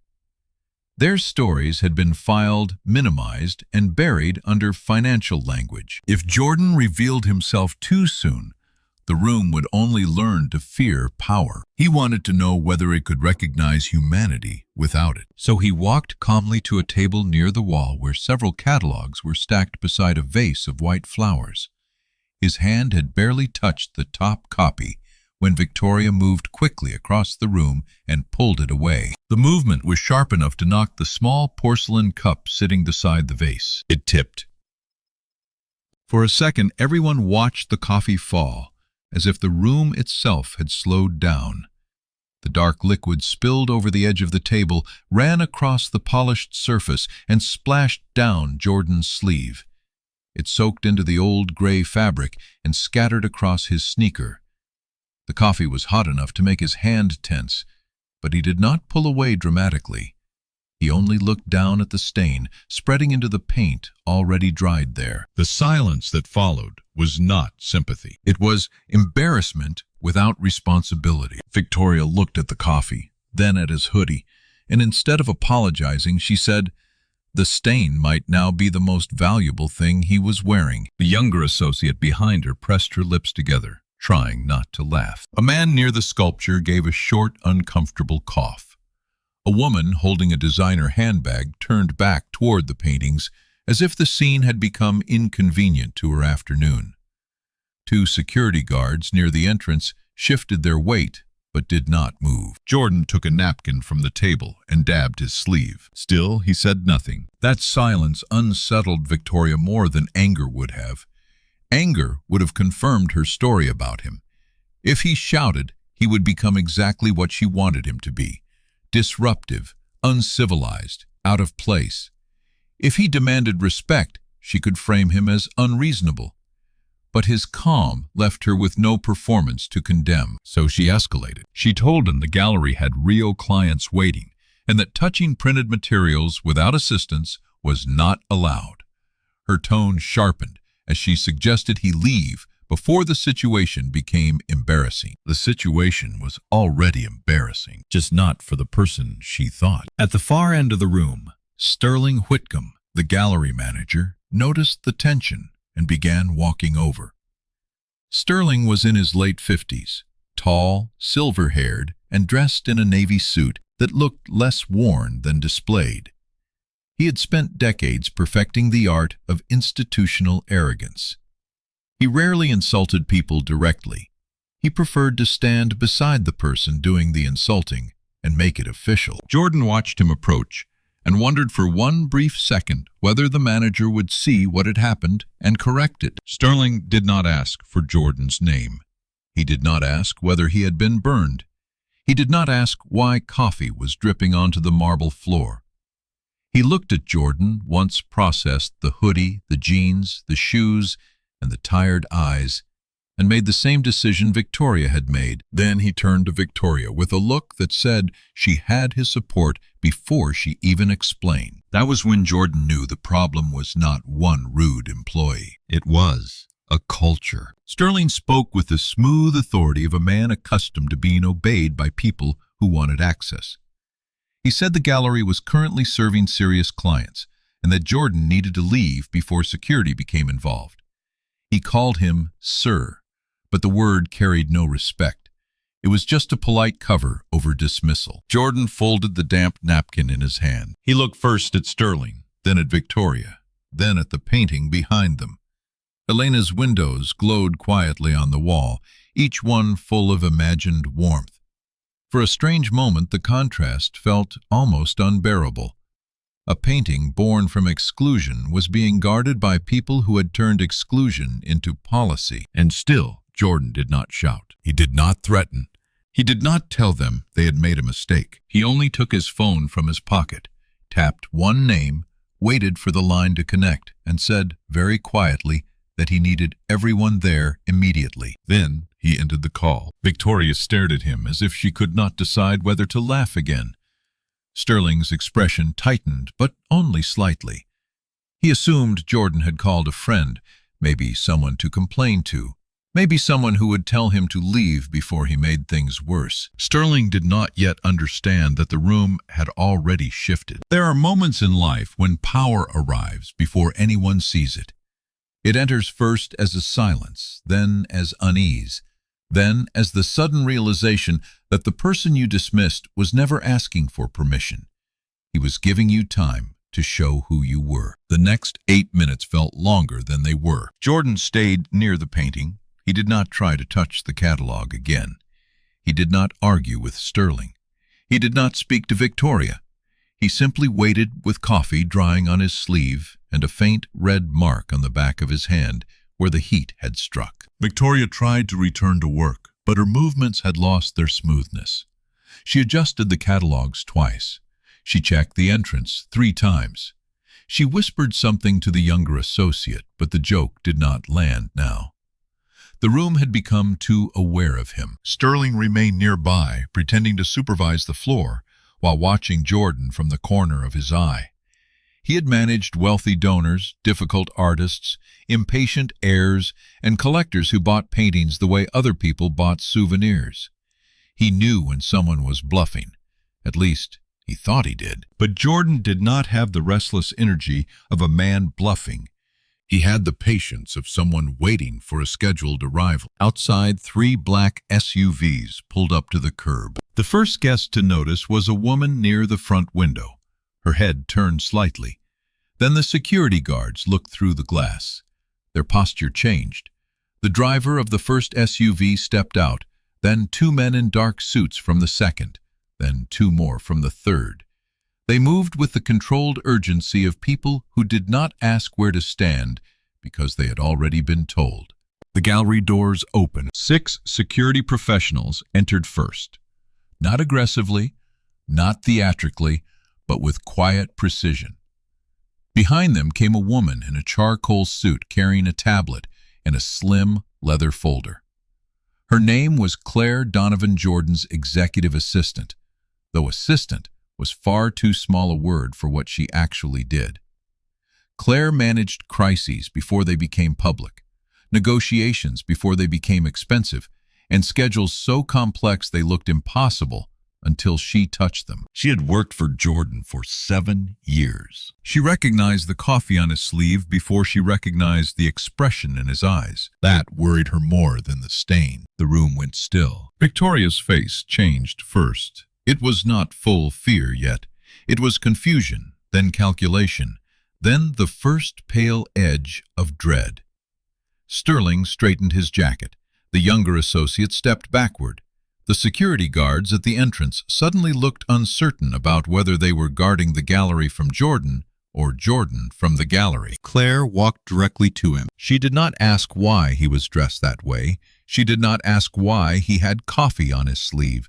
She simply looked at his hand, saw the reddened skin, and asked if he needed medical attention. Jordan shook his head. Then Claire turned to the room. Her voice was calm enough to make every word land harder. She introduced herself as the executive office representative of Vance Group. Then she opened the tablet and announced that the acquisition of the building and all operating assets of the Gilded Frame had been completed 12 minutes earlier. Effective immediately, Vance Group was the controlling owner of the gallery. No one moved. For several seconds, the gallery seemed to lose its air. A collector near the doorway lowered his phone. The woman with the designer handbag turned fully around. One of the security guards swallowed. The younger associate looked at Victoria with open panic, and Victoria stared at Jordan as if his face had changed. But nothing about him had changed. The hoodie was still stained. The sneakers were still worn. The jeans were still faded. The burn on his hand was still there. The only thing that had changed was the information people now had about him. That was the shame of it. They had not discovered his humanity. They had discovered his power. Sterling recovered just enough to step forward. His voice had lost its rich managerial smoothness. He began to say there had been a misunderstanding. He suggested that the gallery had strict protocols.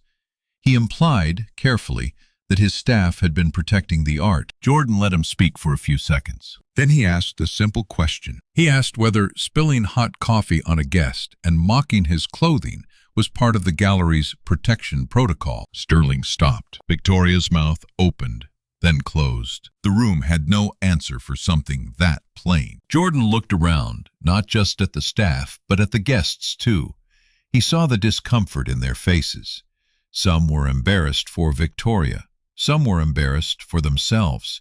A few looked away because it was easier than admitting they had watched a man be humiliated and done nothing. Jordan knew that silence well. It was the silence of people who wanted cruelty to stop, but did not want to spend any social capital stopping it. It was the silence that allows small injustices to grow into traditions. Claire handed him a small towel from one of the security staff. Jordan wiped his hand once, then passed it back.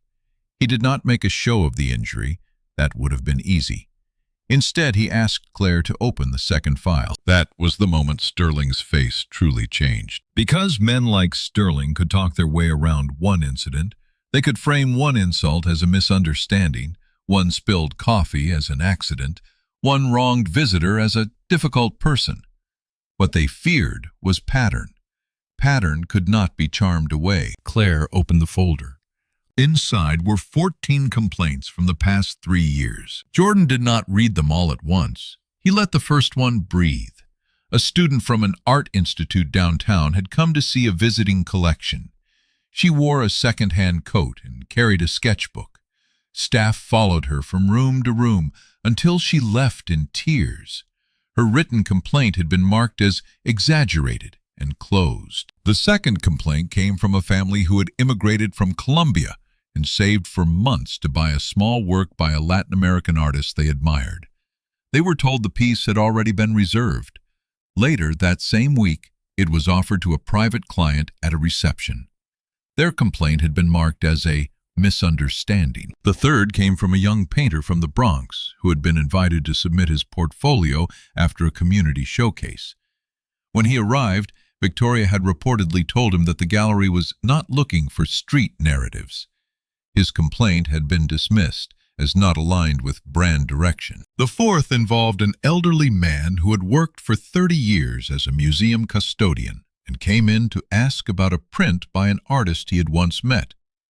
He was told the public hours were over, even though the gallery remained open for another hour. He never came back. One by one, Claire summarized enough for the room to understand. Not too much, just enough. Each complaint had been filed. Each complaint had reached management. Each complaint had been closed, without apology, without review, without change. Victoria stood frozen. Her earlier confidence had drained from her face, leaving behind something smaller and more human. Sterling tried to interrupt once, saying that high-end galleries had to maintain standards, but Jordan lifted one hand, and the room quieted before the sentence could grow. Then Jordan spoke. He said they had not been selling art. They had been selling arrogance under the name of art. The sentence landed with the force of a dropped stone. It was not shouted. That made it worse. Anger can be dismissed as emotion. Calm truth has nowhere to go. Jordan turned toward Elena Marquez's painting. He told the room that the artist who painted those windows had once lived in a neighborhood most of the gallery's favorite clients passed only from the back seat of a car. He said the tenderness in her work did not come from privilege. It came from wanting beauty before anyone had offered her a place inside it. Then he looked back at Victoria and Sterling. He said that if a gallery could hang work born from struggle while humiliating people who still carried struggle on their clothes, then it had forgotten the first responsibility of art. Not profit, not prestige, recognition. The words seemed to unsettle the room more than the acquisition announcement had, because everyone there understood what he meant, even if they did not want to. Art asks people to look longer, to look closer, to see what they missed at first glance. And yet the staff of the Gilded Frame had built a culture around first glances and fast judgments. Jordan could have fired Victoria on the spot. He could have dismissed Sterling in front of everyone. He could have turned the afternoon into a clean revenge story, satisfying for a moment and empty by evening. But Jordan had learned the hard way that humiliation rarely teaches humility. Sometimes it only teaches people to hide their contempt better. He wanted change that would outlast the room's shock. So he asked every guest to remain if they wished, but he made clear that what came next was not theater. It was policy. Claire stood beside him and began recording the directives. First, Sterling Whitcomb was suspended from his role as gallery manager, pending a full internal investigation. The suspension was immediate. His access to client records, complaint files, acquisition materials, and staff systems would be restricted before he left the building. He would be interviewed formally, and so would every employee who had handled or dismissed the complaints. Sterling's face tightened. For the first time that afternoon, he looked less like a gatekeeper and more like a man standing outside a gate of his own making. Second, the gilded frame would adopt what Jordan called the Vance Standard, a mandatory code of conduct across every public-facing team. Every employee would complete training in ethics, client service, anti-discrimination practices, accessibility, and cultural humility within 60 days. Refusal would be treated as resignation. Completion would not be symbolic. Staff would be evaluated by outside reviewers and by mystery visitors from different backgrounds, not just wealthy clients invited to private rooms. Third, every complaint from the past 5 years would be reopened and reviewed. People who had been dismissed, ignored, mocked, or denied service would receive written apologies. Where possible, they would be contacted directly, not with legal language, not with vague regret, with actual accountability. Fourth, 10% of annual gallery revenue would be directed into a community arts fund supporting young artists from under-resourced neighborhoods. The fund would cover studio materials, mentorship, exhibition costs, transportation, and emergency grants. It would not be a decorative charity line in a press release. It would be built into the gallery's operating structure. Finally, Jordan announced that one wall in the main gallery, the wall directly opposite the entrance, would be reserved each quarter for emerging artists who had never before had access to a major commercial space. The work would not be hidden downstairs. It would not be shown in a back hallway and praised as outreach. It would be placed where every collector had to see it upon entering. Victoria listened as if each word were removing a piece of the world she knew. When Jordan turned to her, she seemed to brace for dismissal. He studied her for a moment. The easy thing would have been to fire her. Many people in the room expected it. Some may even have wanted it because punishment gives an audience a clean ending. The rude employee is removed. The powerful man is vindicated. Everyone leaves feeling justice has been done. But Jordan was not convinced justice was always clean. He asked Victoria how long she had worked there. She answered softly that it had been 6 years. 6 years was enough time to know better. 6 years was also enough time to become shaped by a place until cruelty felt like professionalism. Jordan did not excuse her, but he wanted to know whether the person beneath the polish could still learn, or whether the arrogance had settled too deep. So he gave her one final opportunity. She would remain employed only under probation. She would complete every training requirement. She would issue direct apologies where her name appeared in the reopened complaints. She would spend 2 days each week working with the new community arts program, not as a figurehead, not as a supervisor, but as support. She would help transport work, prepare walls, organize materials, answer questions, and listen to artists who had been told places like this were not for them. And at the end of 90 days, her future at the gallery would be reviewed, not by Sterling, not by old clients, but by the people she had served during that period. Victoria looked at him stunned. It was not mercy without consequence. It was consequence with the door still open. That is a harder thing to receive than simple punishment. Being fired would have allowed her to call herself a victim by dinner. Being asked to face the people she had looked down on gave her nowhere to hide. Jordan did not ask her to thank him. He did not want gratitude. He wanted change. Before leaving, he walked back to Elena's painting one more time.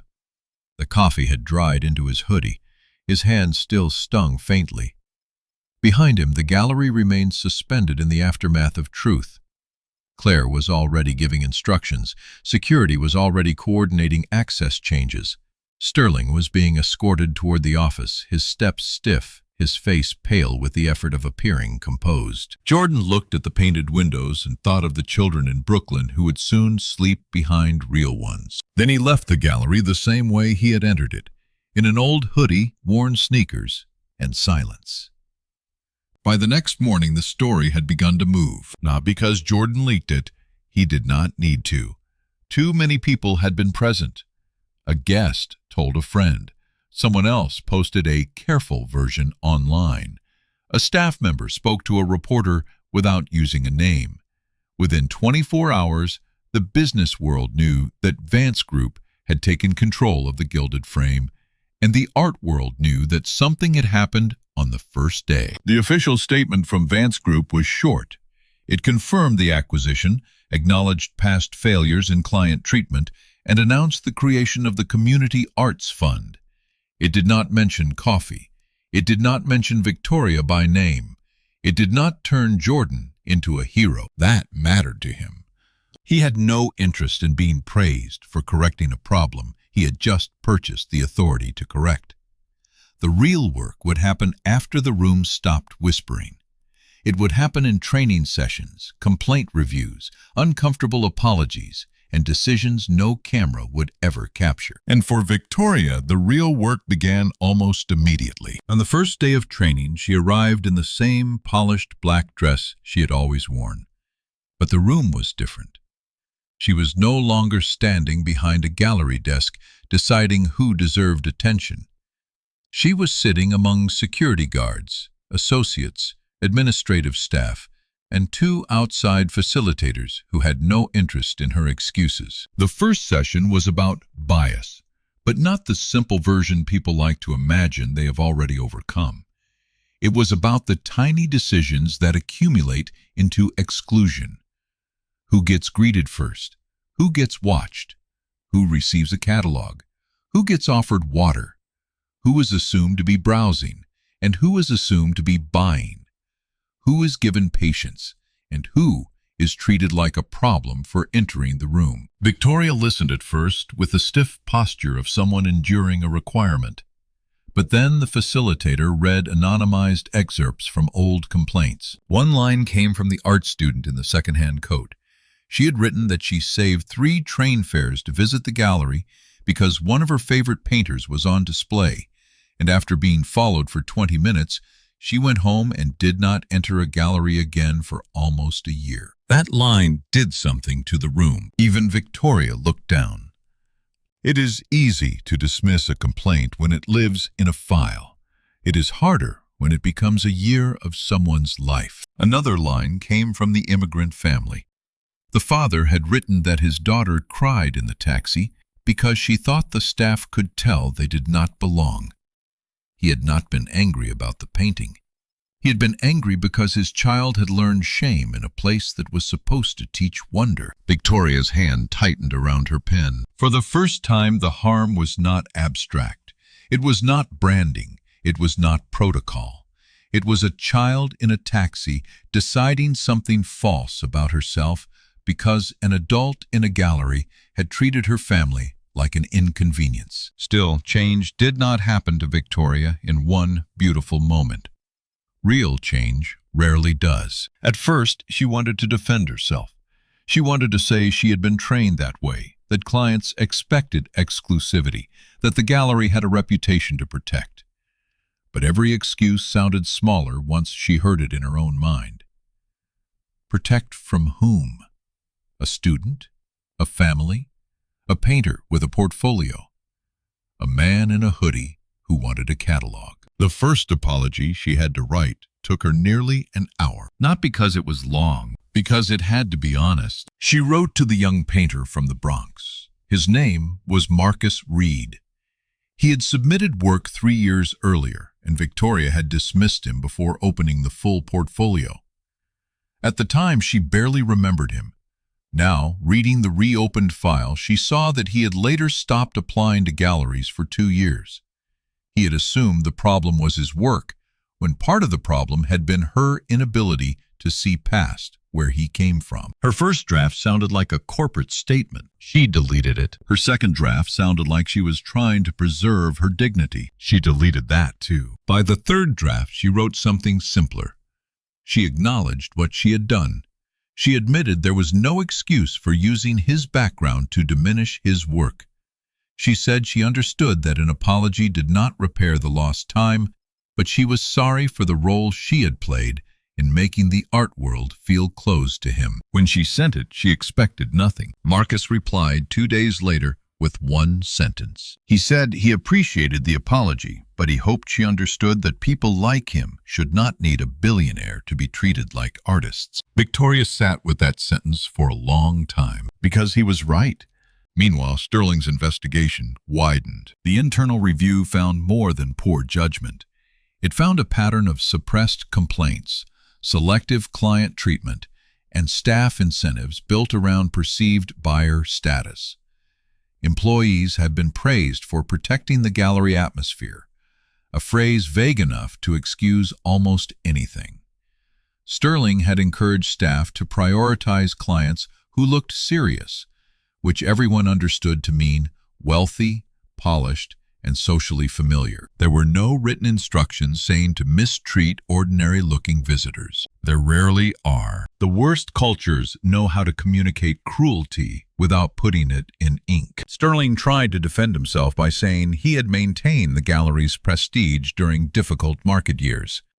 He pointed to sales numbers, private clients, and glowing features in luxury magazines.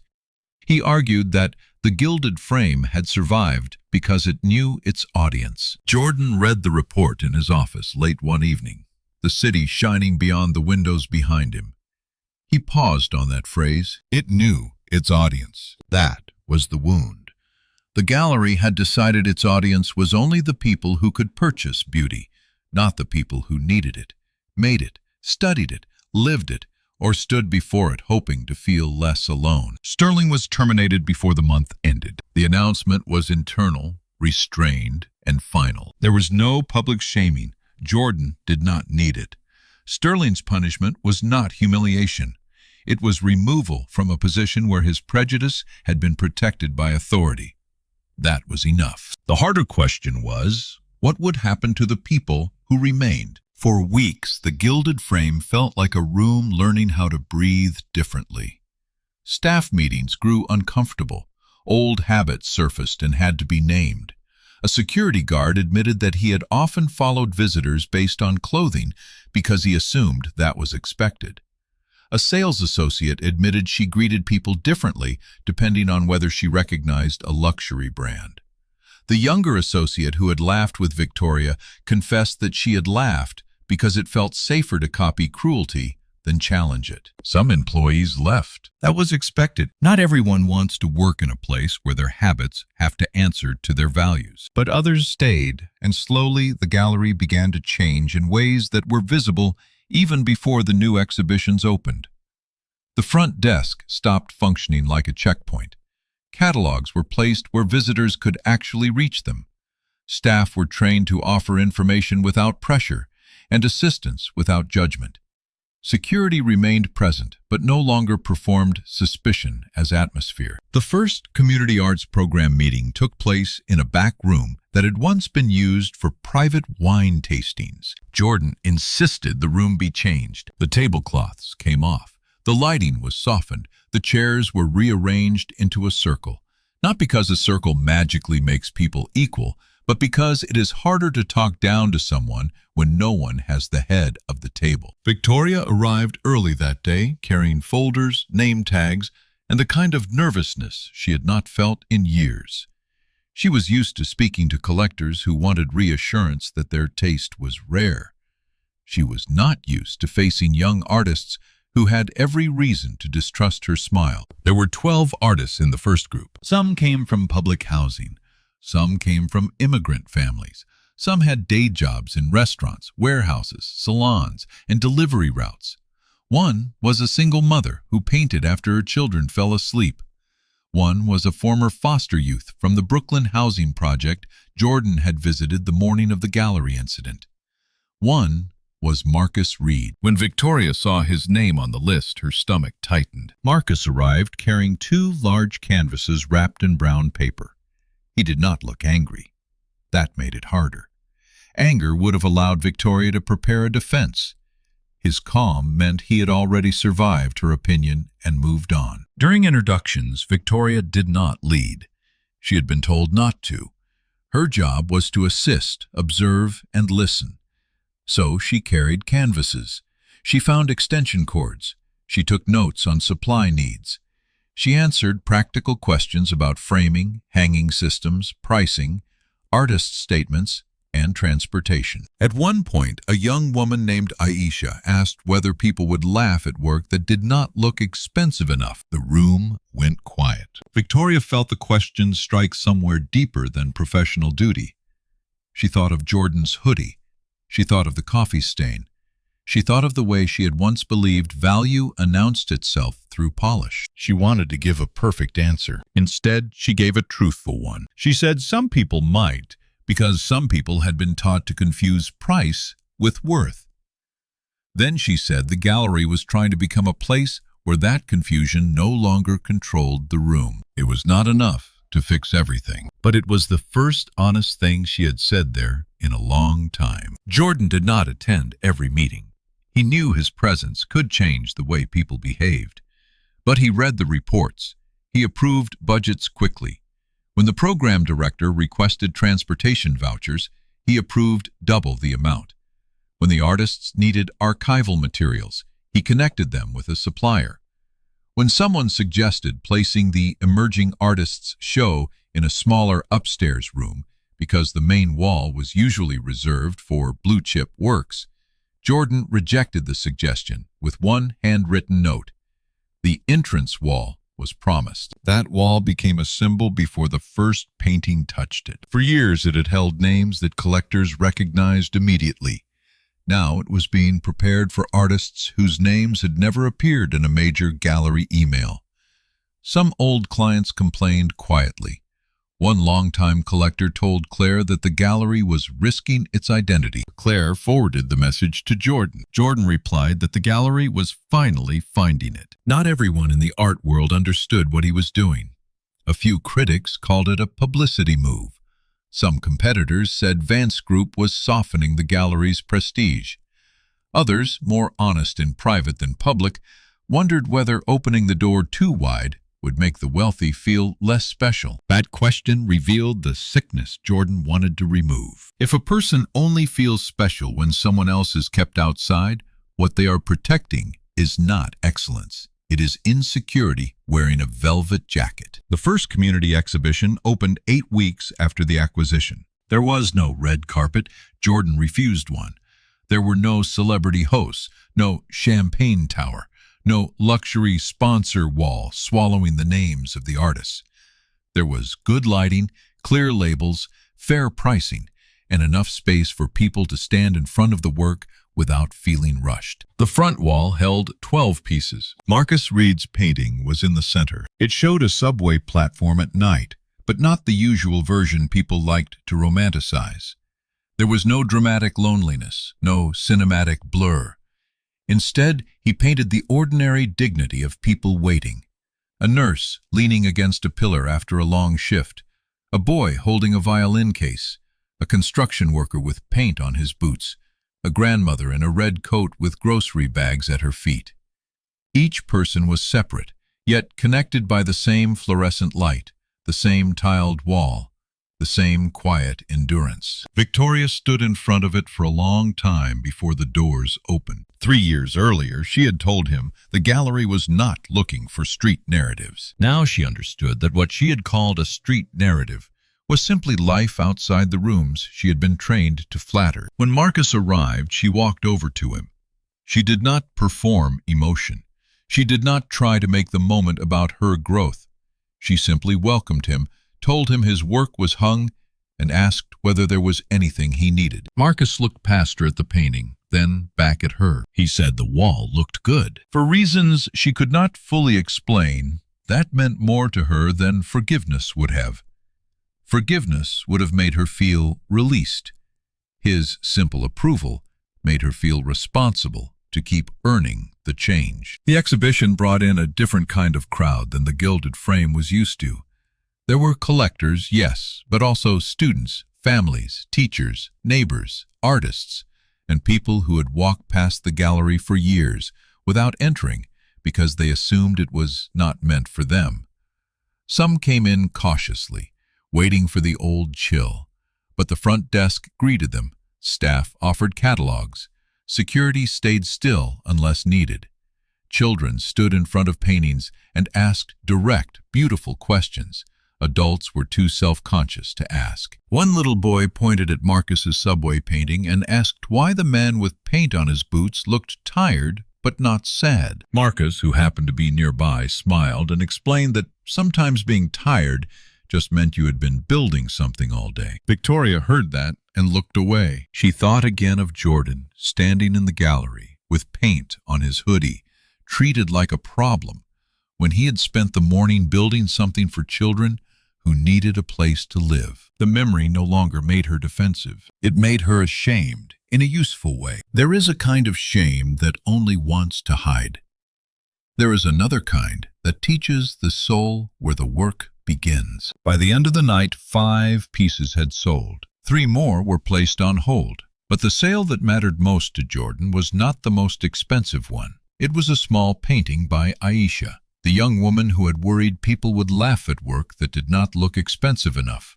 Her piece showed her mother's kitchen table after midnight, with bills, a sewing kit, a chipped mug, and a single bowl of oranges glowing under a cheap lamp. A collector bought it quietly after standing in front of it for nearly 15 minutes. When Aisha found out, she covered her mouth with both hands. Not because of the money, though the money mattered, it mattered deeply, but because someone she did not know had looked at her life and found it worthy of being remembered. That is what art can do when gatekeepers stop mistaking themselves for gates. Jordan watched the exhibition from the edge of the room. He wore a dark suit that night because he had come from a board meeting, but he felt less noticed than he had in the hoodie. That amused him in a sad way. Expensive clothing can make a person invisible by making them acceptable.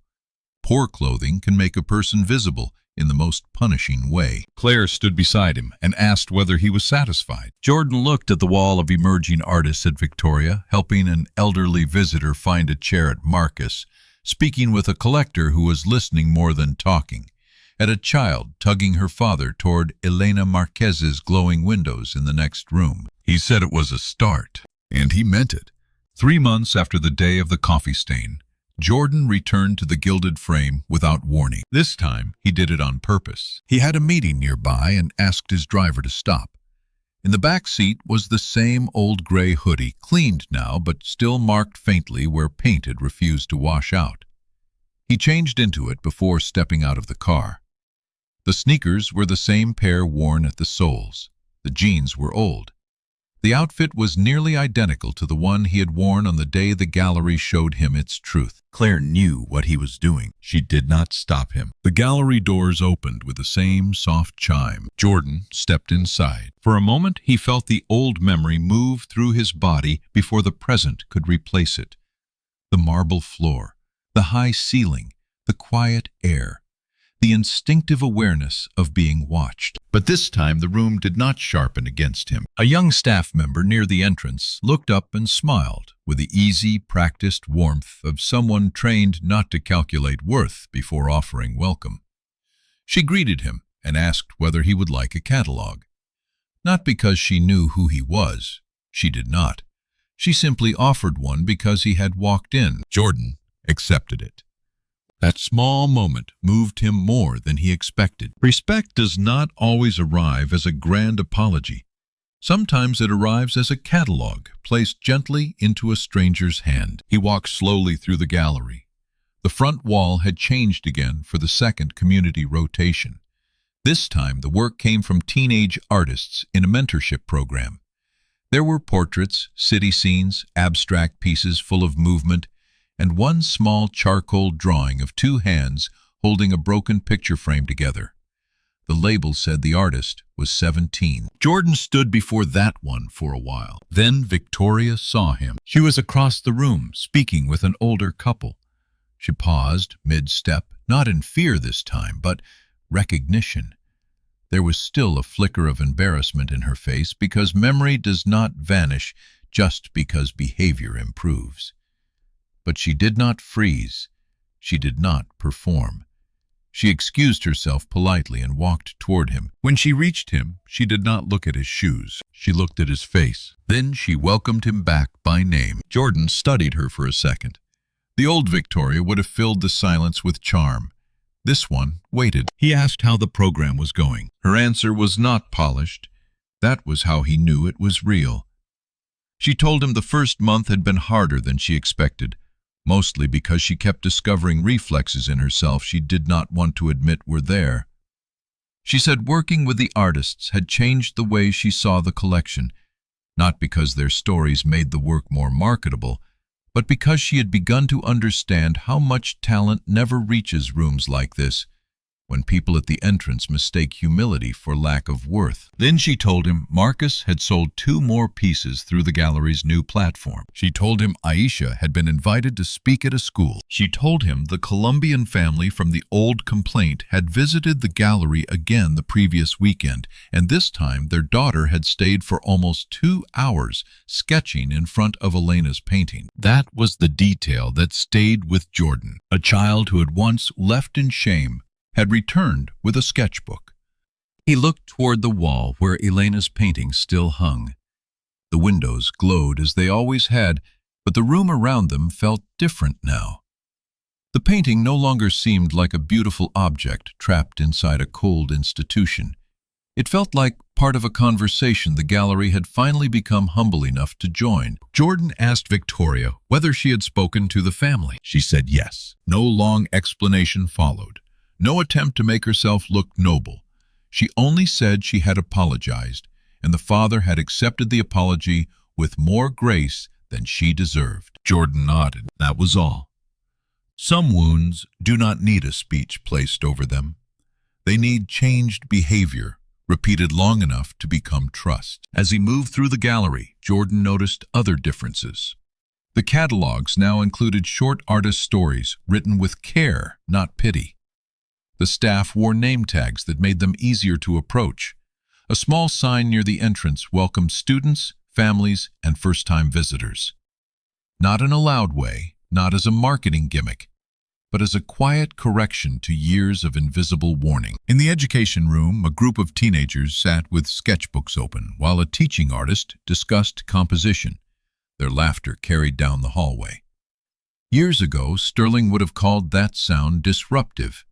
Jordan thought it sounded like the building becoming useful. He stopped outside the room and watched for a moment. One of the teenagers was painting a pair of sneakers. The soles were worn thin, the laces uneven, the canvas scuffed. But the way the student painted them made the shoes look almost heroic, as if every mark meant distance traveled rather than poverty endured. Jordan smiled. He wondered if the student knew how much truth was in that. A few minutes later, Claire arrived with documents for him to sign. She found him near the front wall, still in the hoodie, holding a catalog like any other visitor. The image would have made a good photograph, but no one took one. That made it better. Claire told him the quarterly numbers were strong. Revenue had not collapsed. The old clients who only wanted exclusivity had drifted away, but new collectors had arrived, and many of them seemed more engaged than the previous ones. Attendance was up. Complaints were down. The community fund had already awarded its first round of grants. Jordan listened, but he was watching a young couple enter the gallery. They were dressed plainly. The woman looked nervous. The man reached for her hand as if encouraging her to keep walking. At the front desk, the staff member greeted them the same way she had greeted everyone else. The woman relaxed. It was a small thing. It was everything. Jordan signed the papers. Before leaving, he stood once more in front of Elena Marquez's painting.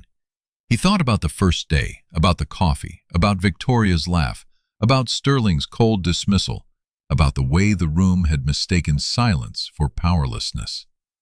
He thought about all the people who had walked into beautiful places and been made to feel ugly by the eyes that met them. Then he thought about the children in Brooklyn, sleeping behind new windows, about Marcus's subway platform, about Aisha's kitchen table, about the little girl who came back to sketch after once leaving in shame. That was the real victory. Not the acquisition, not the public reveal, not the look on Victoria's face when she learned his name. The victory was that the room had changed what it rewarded. It had begun to value attention over assumption, service over status, and art over arrogance. Jordan knew the world outside those doors would still judge people too quickly. It would still confuse expensive things with valuable souls. It would still open faster for polished shoes than worn ones. He could not fix all of that with one gallery, one policy, or one afternoon of accountability. But he could fix the room he owned. And sometimes that is where change begins. Not everywhere. Somewhere. A place that once taught people they did not belong could become a place that welcomed them in. A wall that once guarded prestige could carry the work of artists who had been told to stay invisible.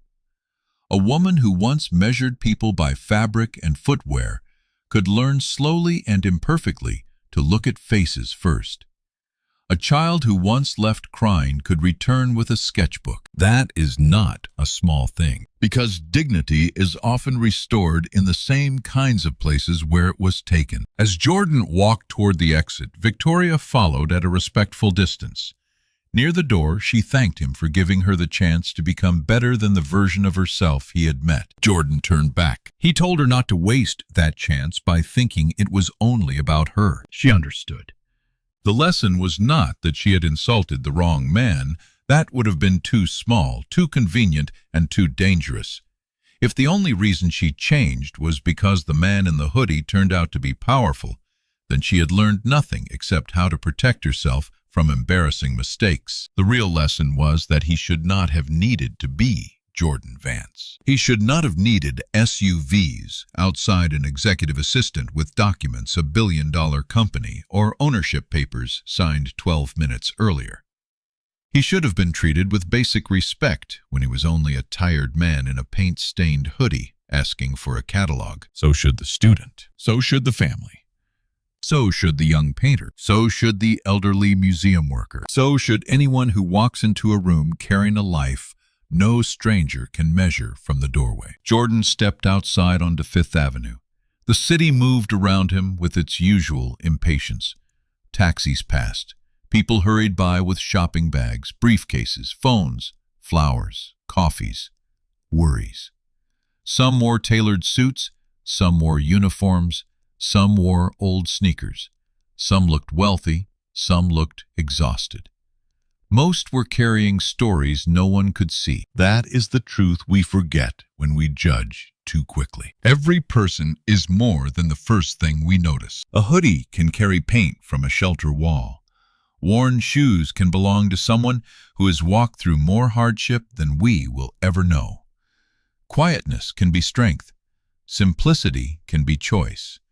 And the person we dismiss in a moment may be the very person with the power to reveal who we have become. But even that is not the deepest reason to be kind. We should not treat people well because they might secretly be rich. We should treat people well because they are people. Because respect should not depend on a bank account. Because kindness that only appears in front of power is not kindness at all. It is strategy. The measure of a person is not how they behave when they know they are being watched by someone important. The measure is how they behave when they think there is nothing to gain. Victoria learned that in the hardest way. Sterling refused to learn it until the consequences arrived. The gallery learned it because one quiet man allowed the truth to show itself before he used his power to change it. And Jordan, in his old hoodie and worn sneakers, reminded everyone in that room of something art had been trying to teach them all along. Look closer. Look longer. Do not mistake the frame for the value of what is inside. So if one day you see someone dressed simply, walking into a place that others call exclusive, Ask yourself what kind of room you want to help create. One that makes people prove they belong, or one that understands dignity was never yours to grant in the first place? Because sometimes the quietest person in the room is not powerless. Sometimes the person everyone overlooks is carrying the truth. And sometimes the one they judge by appearance is the one who finally changes everything. If this story stayed with you, leave a comment saying, "Do not judge people by their appearance." And remember, the way we treat people before we know who they are says far more about us than it ever says about them.